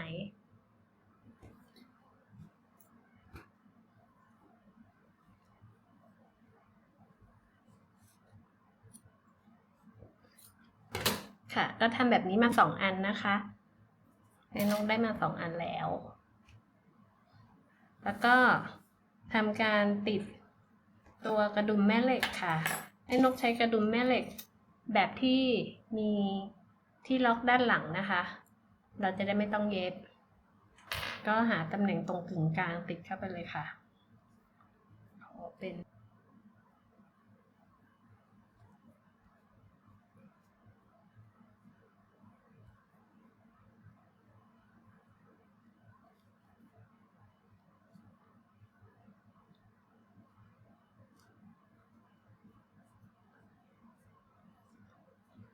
แล้วก็จะมีตัวล็อกข้างหลังนะคะใส่เข้าไปแบบนี้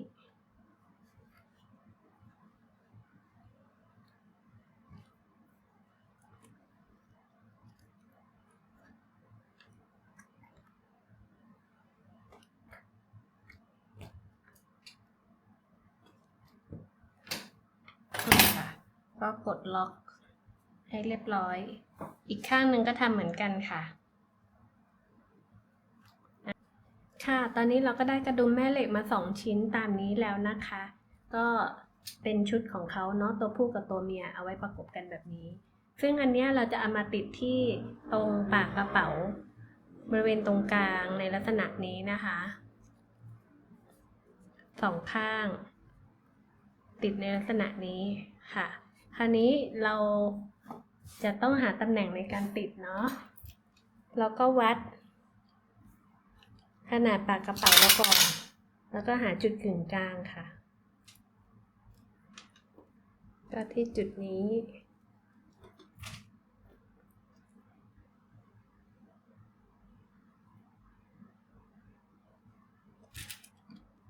จุดกึ่งกลางก็เทียบกับอีกด้านหนึ่งให้มันตรงกัน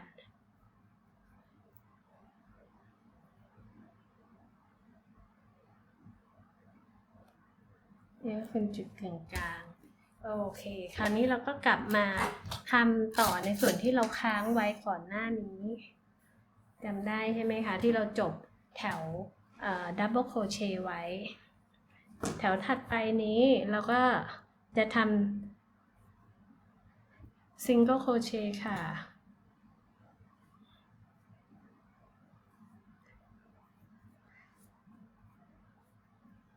ทำมาจนถึงตรงจุดที่เรามาร์กเอาไว้นะคะค่ะพอถักมาถึงตรงตำแหน่งที่เรามาร์กเอาไว้ตรงใกล้ๆถึงนะคะก็ลองเอาตัวแผ่นแม่เหล็กที่เราเตรียมเอาไว้มาลองทาบดูนะคะให้แผ่นมันอยู่ให้อยู่บริเวณกึ่งกลางของจุดที่เรามาร์กแล้วก็เล็งตำแหน่งที่เราจะเริ่มทำการถักงาน2ชิ้นติดเข้าด้วยกันก็คือจะเป็นประมาณจุดนี้กับตรงนี้นะคะแม่นกขอมาร์กเอาไว้นิดนึงอันนี้คือจุดแรกที่เราจะเย็บตัวฐานตัวกระดุมแม่เหล็กก็ถักต่อค่ะเราจะถักไปเลยนะคะจะได้ไม่ต้องเย็บ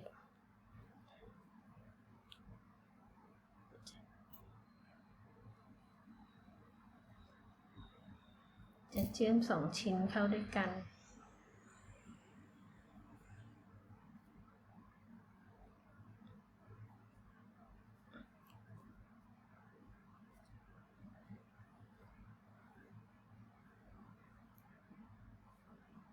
ก็เชื่อมด้วยซิงเกิลโครเชต์ค่ะถักคู่ไปเลยอันนี้ก็ออกได้แล้วค่ะ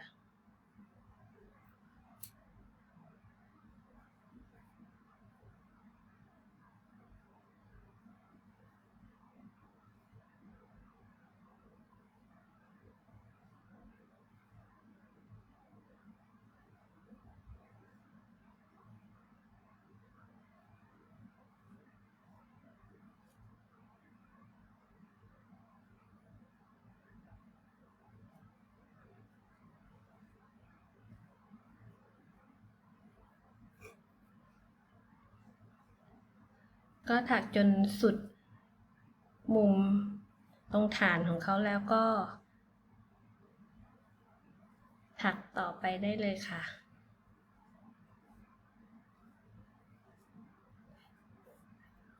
ก็จะออกมาประมาณนี้ค่ะก็หันมันให้ถูกนะคะให้ถูกด้านแล้วก็อีกด้านหนึ่งก็จะทำเหมือนกันก็เอาอีกชิ้นหนึ่งค่ะ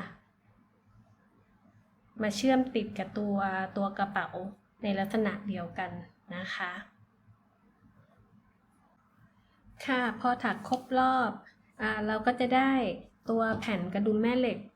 ติดกับปากกระเป๋าเรียบร้อยในลักษณะนี้นะคะเราก็สามารถใช้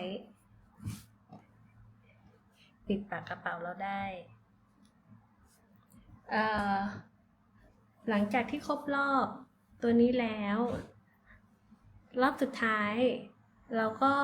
จะทำซิงเกิลโครเชต์ต่ออีกรอบหนึ่งค่ะอันนี้แม่นกจบรอบเอาไว้แล้วนะคะ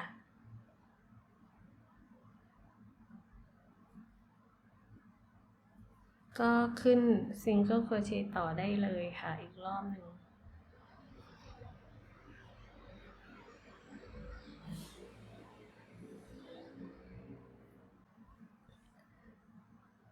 ค่ะถักมาถึงจนครบรอบนะคะ ก็ทำการจบแถวเลื่อนห่วงค่ะจบแถวคราวนี้สุดท้ายของสุดท้ายสำหรับตัวกระเป๋านี้นะคะก็คือเราจะทำการเก็บขอบด้วยการทำเลื่อนห่วงค่ะ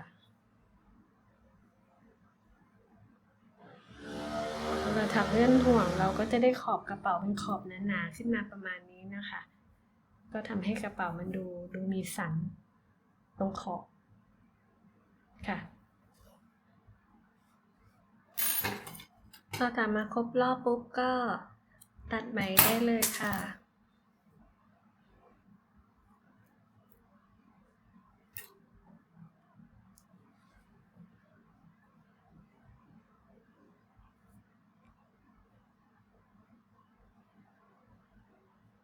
เก็บตรงรอยต่อสุดท้ายนี้ให้เรียบร้อยค่ะ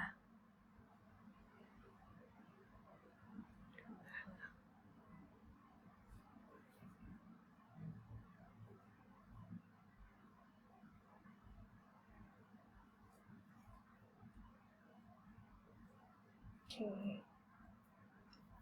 ประมาณนี้ค่ะแล้วก็ทำปมแล้วก็ซ่อนไหมเก็บปลายไหมและตัดปลายไหมให้เรียบร้อยค่ะค่ะก่อนที่จะไปทำในส่วนของสายกระเป๋านะคะแม่นกอยากจะทำใน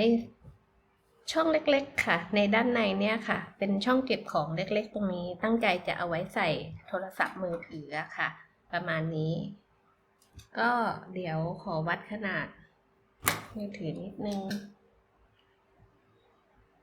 ประมาณ17 เซนก็ถ้างั้นเดี๋ยวเราจะขึ้นโซ่ที่ประมาณ17 เซนนะคะเพราะว่าถักไปปุ๊บมันจะขยายออกไปอีกสักประมาณ1 เซนตามประสบการณ์ค่ะ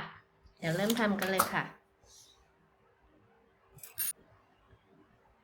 ค่ะถักโซ่โดยการใช้เข็ม3 มิลนะคะให้ได้ความยาวประมาณ17 เซนค่ะ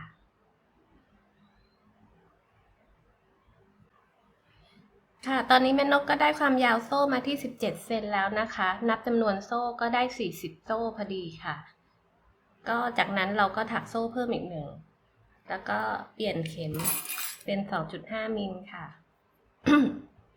ตรงนี้เราจะถักตัวดับเบิลโครเชต์นะคะก็เหมือนเดิมค่ะก็แม่นกชอบแทงเข้าไปที่ห่วงด้านหลังของโซ่แต่ถ้าเพื่อนๆอยากจะแทงที่ตำแหน่งปกติก็ได้ค่ะไม่มีปัญหาอะไร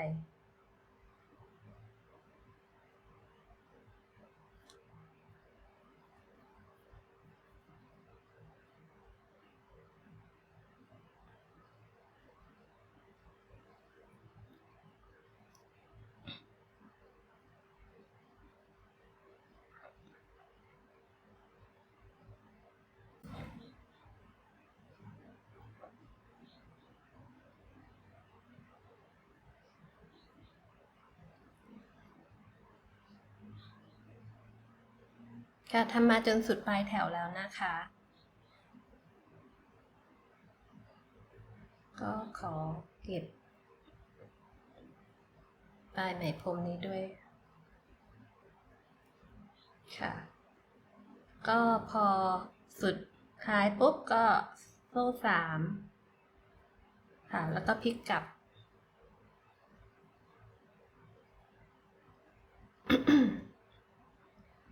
ทำเหมือนเดิมค่ะดับเบิลโครเชต์ย้อนกลับไป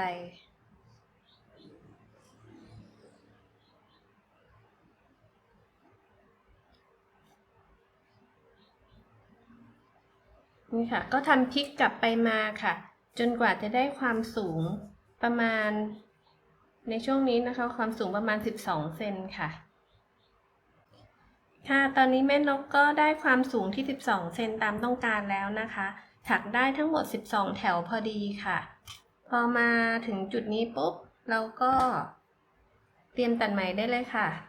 ทำโซ่ล็อกไว้แล้วก็ทิ้งปลายไหมค่ะให้ยาวพอที่เราจะต้องเอาไปเย็บติดกับตัวกระเป๋านะคะเราจะเย็บทั้งหมด3 ด้านนะคะก็ทิ้งความยาวให้เพียงพอแล้วก็ร้อยเข็มเตรียมเย็บได้เลยค่ะ ค่ะแม่นกตั้งใจที่จะเอาช่องกระเป๋าเก็บของเนี่ยนะคะเอามาติดตรงด้านในบริเวณนี้นะคะก็เพื่อนๆก็เลือกได้เลยค่ะอยากจะติดด้านไหนก็เลือกดูเอานะคะแล้วแม่นกจะติดด้านนี้ก็ขอดึงตัวซับในออกมาก่อน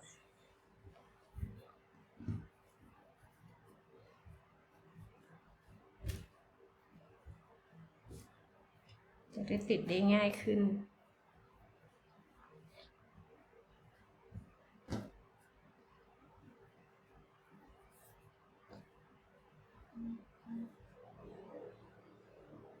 ก็เล็งตำแหน่งให้มันดูเหมาะสมสวยงามแล้วกันนะคะ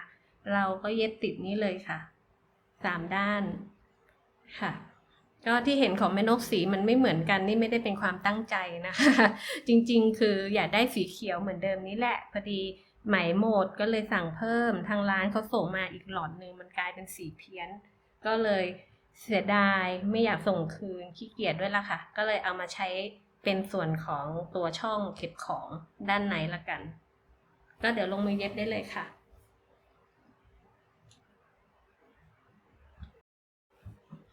ค่ะแม่นกเย็บติดเรียบร้อยแล้วนะคะเป็นช่องเก็บของเล็กๆตรงนี้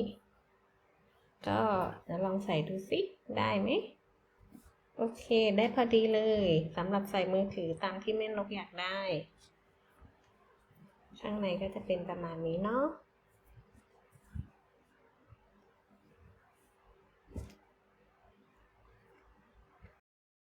ค่ะขั้นตอนต่อไปนะคะเราจะมาทำสายสะพายสำหรับกระเป๋ากันนะคะแต่แม่นกเลือกที่จะใช้ตัวสายสะพายที่เป็นลายเกลียวในลักษณะนี้นะคะเพราะว่าคิดว่ามันน่าจะแข็งแรงดีแล้วก็เหมาะกับกระเป๋าที่เป็นขนาดใหญ่แบบนี้นะคะก็ถ้าเอามาวางทาบกับตัวกระเป๋าดูก็จะออกมาในลักษณะแบบนี้ประมาณนี้นะคะก็แม่นกเลือกที่จะทำทิ้งตรงส่วนของชายให้มันยาวๆเพราะว่าด้วยรูปแบบกระเป๋าของเราเนี่ยตรงข้างๆพื้นที่มันจะค่อนข้างว่างโล่งๆเนาะก็เลยถือโอกาสเพิ่มตรงส่วนหางมันให้มันยาวหน่อยมันก็เป็นการเพิ่มสีสันแล้วก็เหมือนกับเป็นการแต่งลวดลายให้กับตัวกระเป๋าไปในตัวก็จะได้ดูไม่จืดชืดก็จะประมาณนี้นะคะที่แม่นกคิดเอาไว้ค่ะก็เดี๋ยวเรามาเริ่มทำกันเลยค่ะโอเคเรามาเริ่มกันเลยนะคะใช้เข็ม3มิลค่ะขึ้นโซ่7 บวก 1ก็รวมเป็น8นะคะขอโทษทีจะบอกนิดนึงค่ะว่าตอนขึ้นโซ่เนี่ยให้ทิ้งไหมตรงปลายไหมอะค่ะให้ยาวพอประมาณแม่นกเผื่อไว้ประมาณสักฟุตครึ่งได้ค่ะเพราะว่าเราจะได้ใช้ตรงส่วนเนี้ยตอนช่วงที่ทำสายเสร็จแล้วใช้ส่วนนี้เอาไปเย็บติดกับตัวกระเป๋านะคะ2 3 4 5 6 7บวกเพิ่มอีก1แล้วก็เปลี่ยนเป็นเข็ม 2.5 ค่ะพลิกโซ่กลับแล้วก็ทำซิงเกิลโครเชต์ค่ะแทงเข้าไปที่ห่วงด้านหลังค่ะ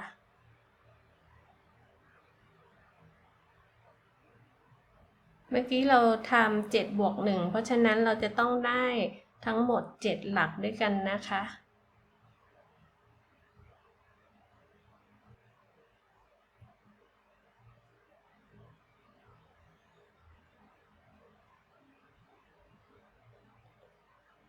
หลักสุดท้ายค่ะ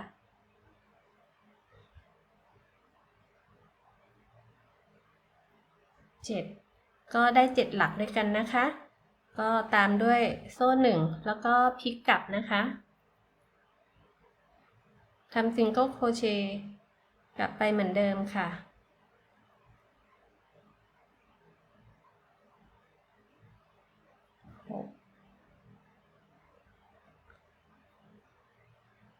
7ค่ะ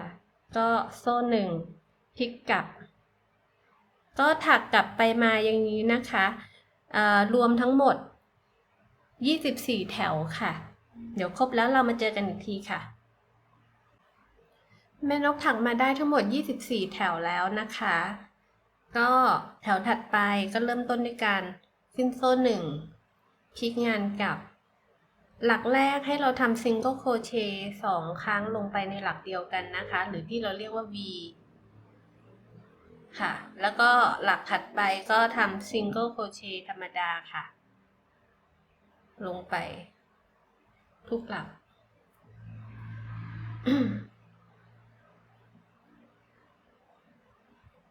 พอถึงหลักสุดท้ายเราก็ทำ V อีกครั้งค่ะที่หลักสุดท้ายก็คือซิงเกิลโครเชต์2 ครั้งนะคะที่หลักสุดท้ายมันเป็นการเพิ่มหลักเพราะฉะนั้นแถวนี้เนี่ยเราเพิ่มที่หลักแรกกับหลักสุดท้ายนะคะอย่างละ1เพราะฉะนั้นเราจะได้หลักขึ้นมาทั้งหมด9หลักด้วยกันนะคะหลักถัดไปก็ขึ้นโซ่1พลิกงานกลับคราวนี้เราทำซิงเกิลโครเชต์หลักละ1 ครั้งตลอดแถวก็เท่ากับว่าเราจะได้งานมาทั้งหมด9หลักด้วยกันนะคะ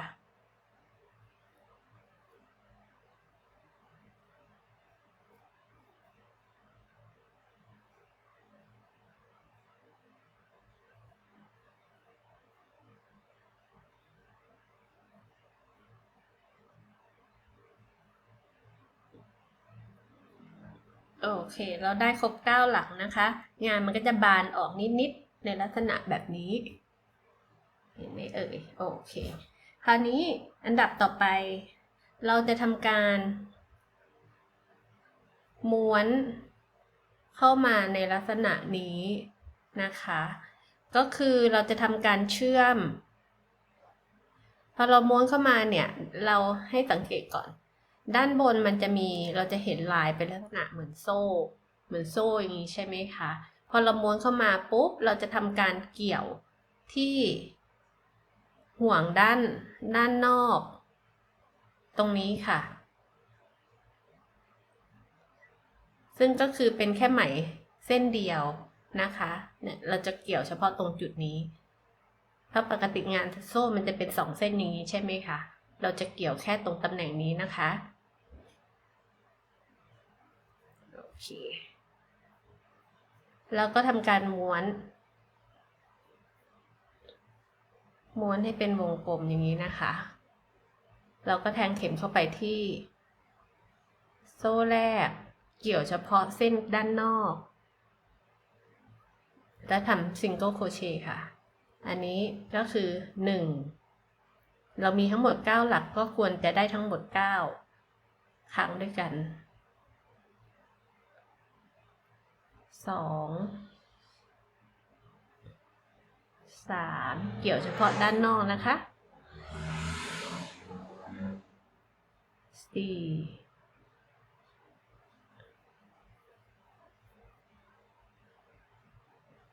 5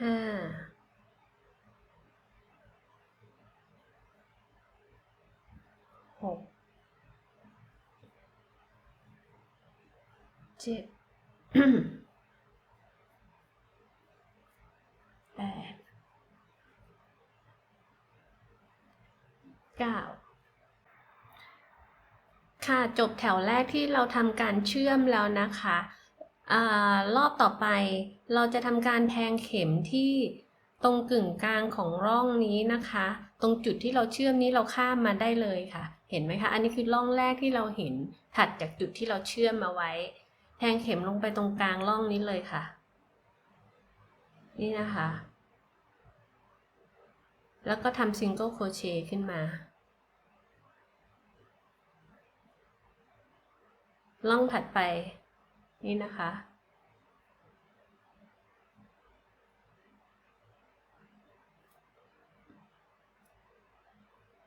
ร่องถัดไปก็เหมือนกันค่ะ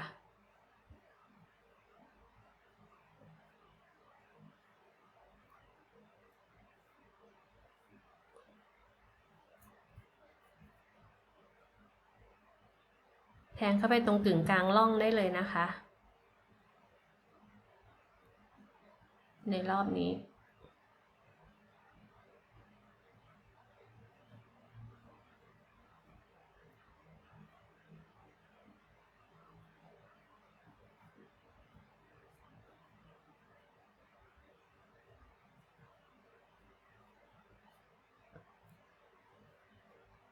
ค่ะคราวนี้หลังจากนั้นจะเห็นว่าเราจะเริ่มเห็นถ้ามองด้านบนเราจะเห็นรูค่อนข้างชัดแล้วใช่ไหมคะเราก็แทงเข็มเข้าไปเหมือนเดิมแล้วเราจะเห็นว่าเราสามารถงัดไหมพรมขึ้นมาได้1เส้นตรงนี้ค่ะเป็นจุดที่เราจะทำการทำซิงเกิลโครเชต์ตำแหน่งถัดไปก็เหมือนกันค่ะนี่นะคะของร่องนี้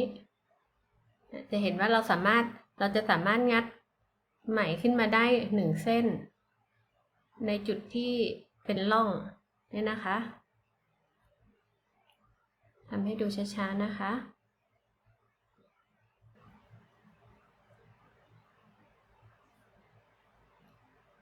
มันจะมีเส้นหนึ่งที่เราจะสามารถงัดเขาขึ้นมาได้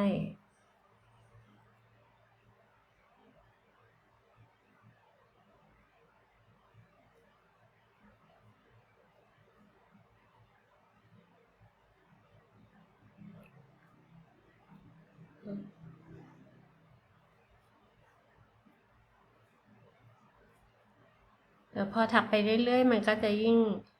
สามารถแทงเข็มได้ง่ายขึ้นแถวแรกๆอาจจะยากนิดนึงนี่นะคะเริ่มง่ายขึ้นละ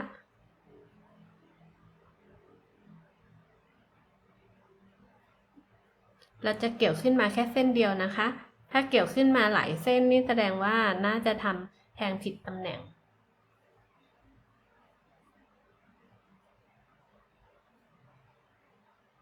นี่ค่ะ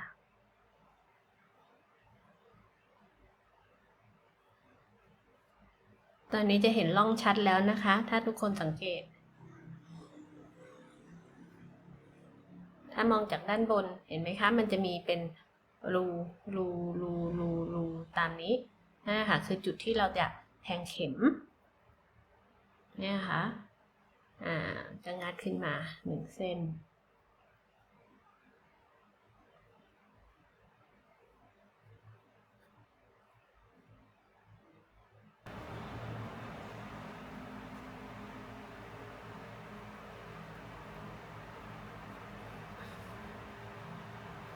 ค่ะพอถักมาได้สักระยะหนึ่ง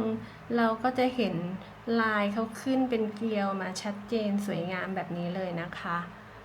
เราก็ถักต่อไปเรื่อยๆค่ะจนได้ความยาว50เซนโดยวัดจากจุดที่เราเริ่มเชื่อมตรงนี้ไว้นะคะยาว50เซนเดี๋ยวพอได้ระยะตามที่ต้องการแล้วเดี๋ยวเรามาเจอกันอีกทีหนึ่งค่ะ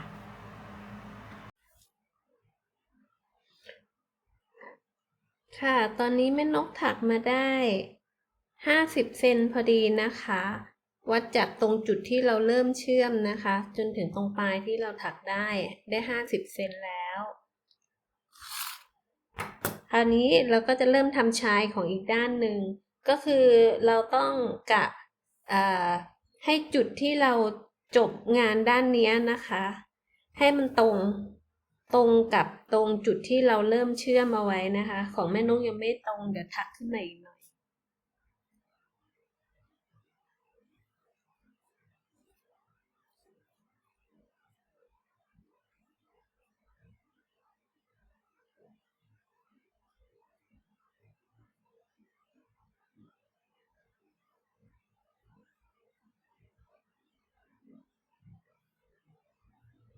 เดี๋ยวซิตรงแล้วหรือยังก็กะดูนะคะจุดตรงนี้ให้มันตรงกับจุดที่เราจะจบงานอีกนิดนึง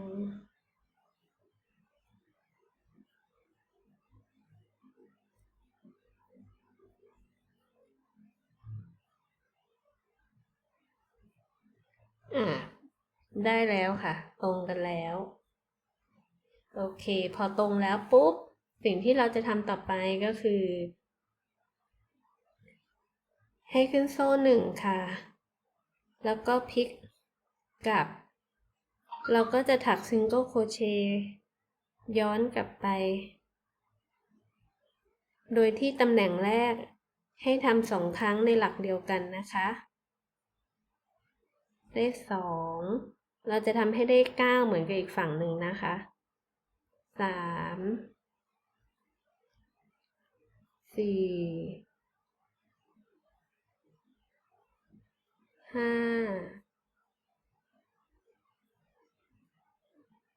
6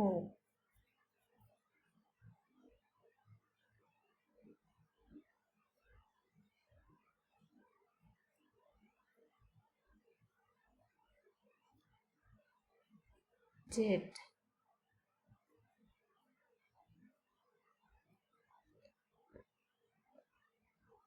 8 9ก็คือซ้ำไปที่หลักเดิมอันท้ายสุดเลข9นะคะแล้วก็ขึ้นโซ่อีก1คลิกกลับคราวนี้เราทำหลักละ1ครั้งก็จะได้9เหมือนกันทำ9หลัก2แถวค่ะ2แล้วนะคะ3 8แล้วก็9ขึ้นโซ่1พลิกกลับคราวนี้เราจะลดจาก9หลักให้เหลือ7หลักด้วยการควบ2หลักแรกเข้าด้วยกันนะคะก็ทำ single crochet ขึ้นมาแล้วก็ทำลงไปอีกหลักหนึ่งนะคะจะได้ขึ้นมา3ห่วงเราลอดห่วงทีเดียวก็คือเป็นการควบ2หลักให้เหลือ1หลักนะคะแล้วก็หลักต่อไปทำ single crochet ธรรมดาหลักละ1ครั้ง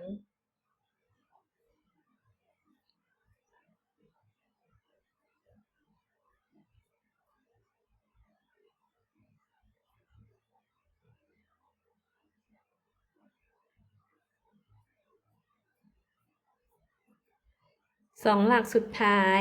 เราก็ทำการลดหลักลงมาให้เหลือ1หลักเหมือนกับอีกด้านหนึ่งค่ะ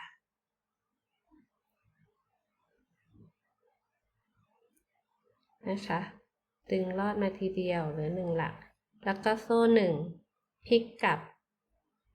แถวนี้ก็คือจะต้องเหลือ7หลักนะคะก็ทำ single crochet หลักละ1ครั้ง2 5 6 7โซ่1พลิกกลับค่ะคราวนี้เราก็จะทำ single crochet แบบแถวละ7หลักอย่างนี้ไปทั้งหมด24แถวให้เท่ากับอีกฝั่งหนึ่งถ้าจำกันได้ใช่ไหมคะตอนนั้นเราก็ขึ้นเอาไว้24แถวค่ะก็ทำแบบนี้จนให้ได้24แถวก็คือนับเฉพาะแถวที่เราถักได้7หลักนะคะค่ะแม่นกถักได้จำนวนแถวตามต้องการแล้วนะคะจากนั้นเราก็ถักโซ่เพื่อที่จะล็อกไปไหมแล้วก็ตัดไหมได้เลยค่ะทิ้งความยาวเพียงให้กะนะคะให้มันพอที่เราจะเอาไปเย็บติดกับตัวกระเป๋าทั้ง3ด้านนี้นะคะค่ะหลังจากตัดไหมเรียบร้อยแล้วเราก็จะทิ้งปลายไหมไว้แบบนี้นะคะทั้ง2ด้านเอาไว้สำหรับเย็บนะคะก็คือเพื่อนๆต้องทำเพิ่มขึ้นมาอีก1เส้นนะคะเพราะว่าเราจะใช้ทั้งหมด2เส้นทำเหมือนกันเลยค่ะตอนนี้แม่นกได้มา2เส้นแล้วเดี๋ยวเราจะมาเริ่มเย็บติดกับกระเป๋ากันนะคะเรามาหาตำแหน่งในการติดกันก็คือที่แม่นกเล็งๆไว้เนี่ยก็คือจะติดที่จุดจะวัดจากขอบด้านข้างเข้ามาประมาณ10เซนค่ะเดี๋ยวขอทำมาร์กเอาไว้ประมาณจุดนี้ก็คือพับกระเป๋าให้มันได้กึ่งกลางตามที่เราต้องการให้ดีก่อนนะคะแล้วถึงค่อยวัดของแม่นกก็ประมาณนี้แหละแล้วก็อีกด้านหนึ่งก็เหมือนกันค่ะวัดจากขอบข้างเข้ามาอีกประมาณ10เซน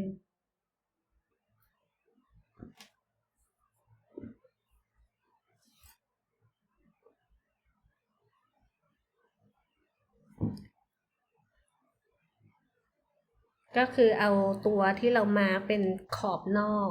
ที่แม่นกดูไว้น่าจะโอเคหน่อยแล้วก็อีกด้านหนึ่งก็ประมาณนี้เราก็ลงมือเย็บเลยค่ะ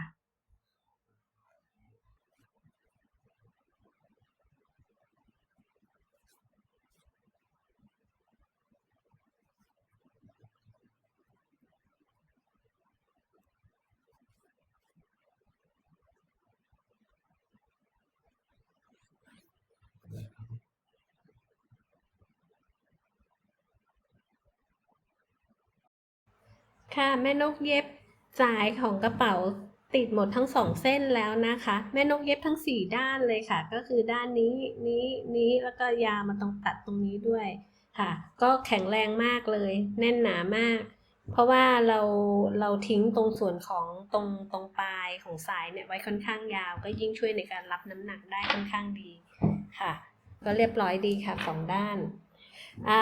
อันดับสุดท้ายเลยแม่นกอยากจะทำตัวเชือกสำหรับคล้องด้านข้างในลักษณะแบบนี้ค่ะอันนี้ลองทำดูก็เพราะว่าถ้าเกิดสมมุติในกรณีถ้าเราใส่ของแบบไม่เยอะมากเนาะเราไม่อยากให้กระเป๋าเราดูใหญ่เทอะทะแล้วก็ตรงเนี้ยถ้าเราทำสายคล้องแม่นกก็เลยแพลนว่าจะทำสายคล้องในลักษณะแบบนี้แล้วเราสามารถที่จะผูกด้านข้างเข้าในลักษณะแบบนี้เนาะเนี่ยมันก็จะทำให้ปากกระเป๋าสามารถขึ้นทรงที่แบบแคบลงตัวกระเป๋าก็จะดูกระทัดรัดขึ้นค่ะอันนี้ซึ่งส่วนนี้เนี่ยใครจะทำหรือไม่ทำก็ได้นะคะมันก็ถือว่าเป็นการตกแต่งให้ดูสวยงามแล้วก็ปรับขนาดปากกระเป๋าให้แคบลงนิดหน่อยแค่นั้นเองแต่ถ้าเกิดใครจะทำก็เดี๋ยวแม่นกแสดงวิธีการทำสายให้ค่ะอันนี้ง่ายมากใช้เวลาแป๊บเดียวค่ะค่ะวิธีทำสายคล้องด้านข้างเราจะใช้ไหม2เส้นนะคะแม่นกก็แนะให้ดึงไหมจากตรงแกนกลางม้วนออกมาเส้นหนึ่งแล้วก็อีกเส้นหนึ่งก็ใช้จากตรงรอบนอกม้วนนะคะเราก็ได้ออกมา2เส้นเหมือนกันค่ะก็เอา2เส้นมาประกบ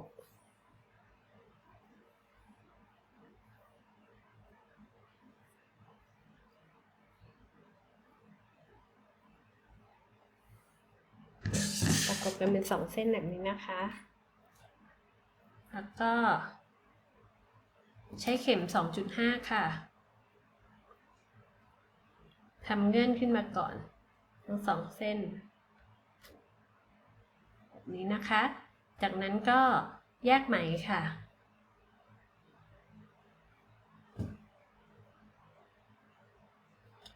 เราใช้เส้นหนึ่งพันนิ้วไว้ก่อนอีกเส้นหนึ่งปล่อยไว้ด้านล่างแบบนี้นะคะแล้วก็เอาเส้นที่อยู่ด้านล่างเนี่ยตวัดพันเข็มอ้อมเข้ามาด้านในพันจากด้านนอกเข้าด้านในแบบนี้นะคะแล้วก็ดึงไหมลอดห่วงมานะคะทำเหมือนเดิมค่ะพันเข็มดึงลอดห่วงพันเข็มดึงลอดห่วงทำแบบนี้ไปเรื่อยๆเลยค่ะแค่นี้เราก็จะได้เชือกในลักษณะโซ่ที่มีเส้นหนาสวยงามนี่ค่ะเห็นไหมคะก็ทำความยาวทั้งหมด65เซนค่ะก็เพื่อนๆทำต่อไปเลยนะคะให้ได้ความยาว65เซนค่ะพอได้ความยาว65เซนแล้วเราก็รวบ2เส้นเข้ามาแล้วก็ดึงลอดห่วงทำเป็นเงื่อนแล้วก็ตัดไหมได้เลยค่ะ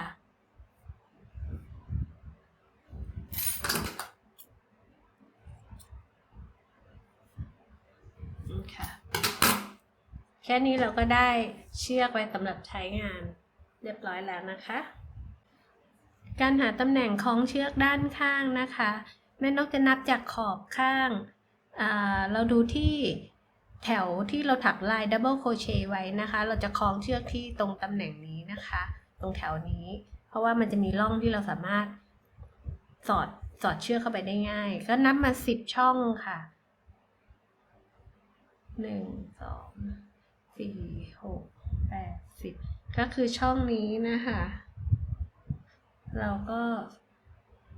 สอดไหมลอดเข้าไปเลยค่ะอันนี้คือส่วนชายที่เราจะทิ้งไว้ด้านนี้นะคะแล้วก็อีกด้านหนึ่งก็นับมา10ช่องเหมือนกัน2 4 6 8 10แม่นกมาร์กเอาไว้แล้วนะคะจากนั้นเราก็มานับระหว่างตรงที่เรามาร์กกับตรงที่เราสอดเชือกเอาไว้ครั้งแรกว่ามีทั้งหมดกี่ช่อง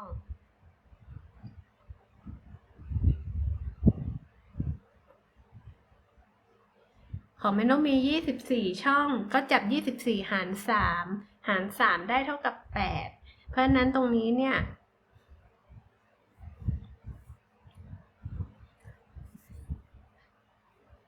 2 4 6 8ตำแหน่งที่8เราจะสอดปลายเชือกอีกด้านหนึ่งทะลุออกมานะคะที่ตรงตำแหน่งช่องที่8ที่เรานับค่ะแล้วก็นับไปอีก8 2 4 6 8ก็สอดลอดออกไปแล้วก็อีกจุดหนึ่งก็คือตรงที่เรามาร์กเอาไว้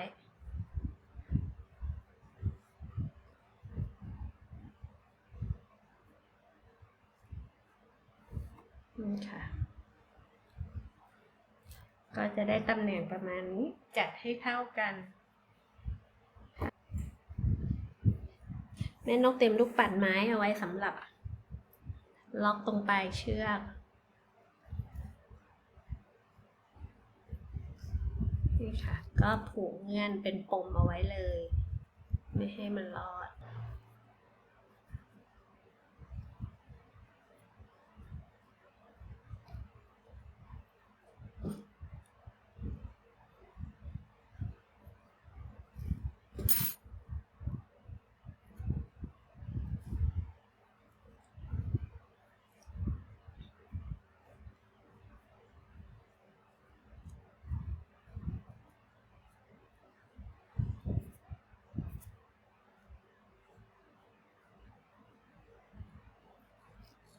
โอเคก็ประมาณนี้นะคะเราก็ได้เชือกคล้องด้านข้างมาทั้ง2ด้านเรียบร้อยค่ะถ้าเราต้องการที่จะผูกด้านข้างปากกระเป๋าเราก็แค่ดึงเชือกของเราผูกประมาณนี้เนาะอีกด้านหนึ่งก็เหมือนกัน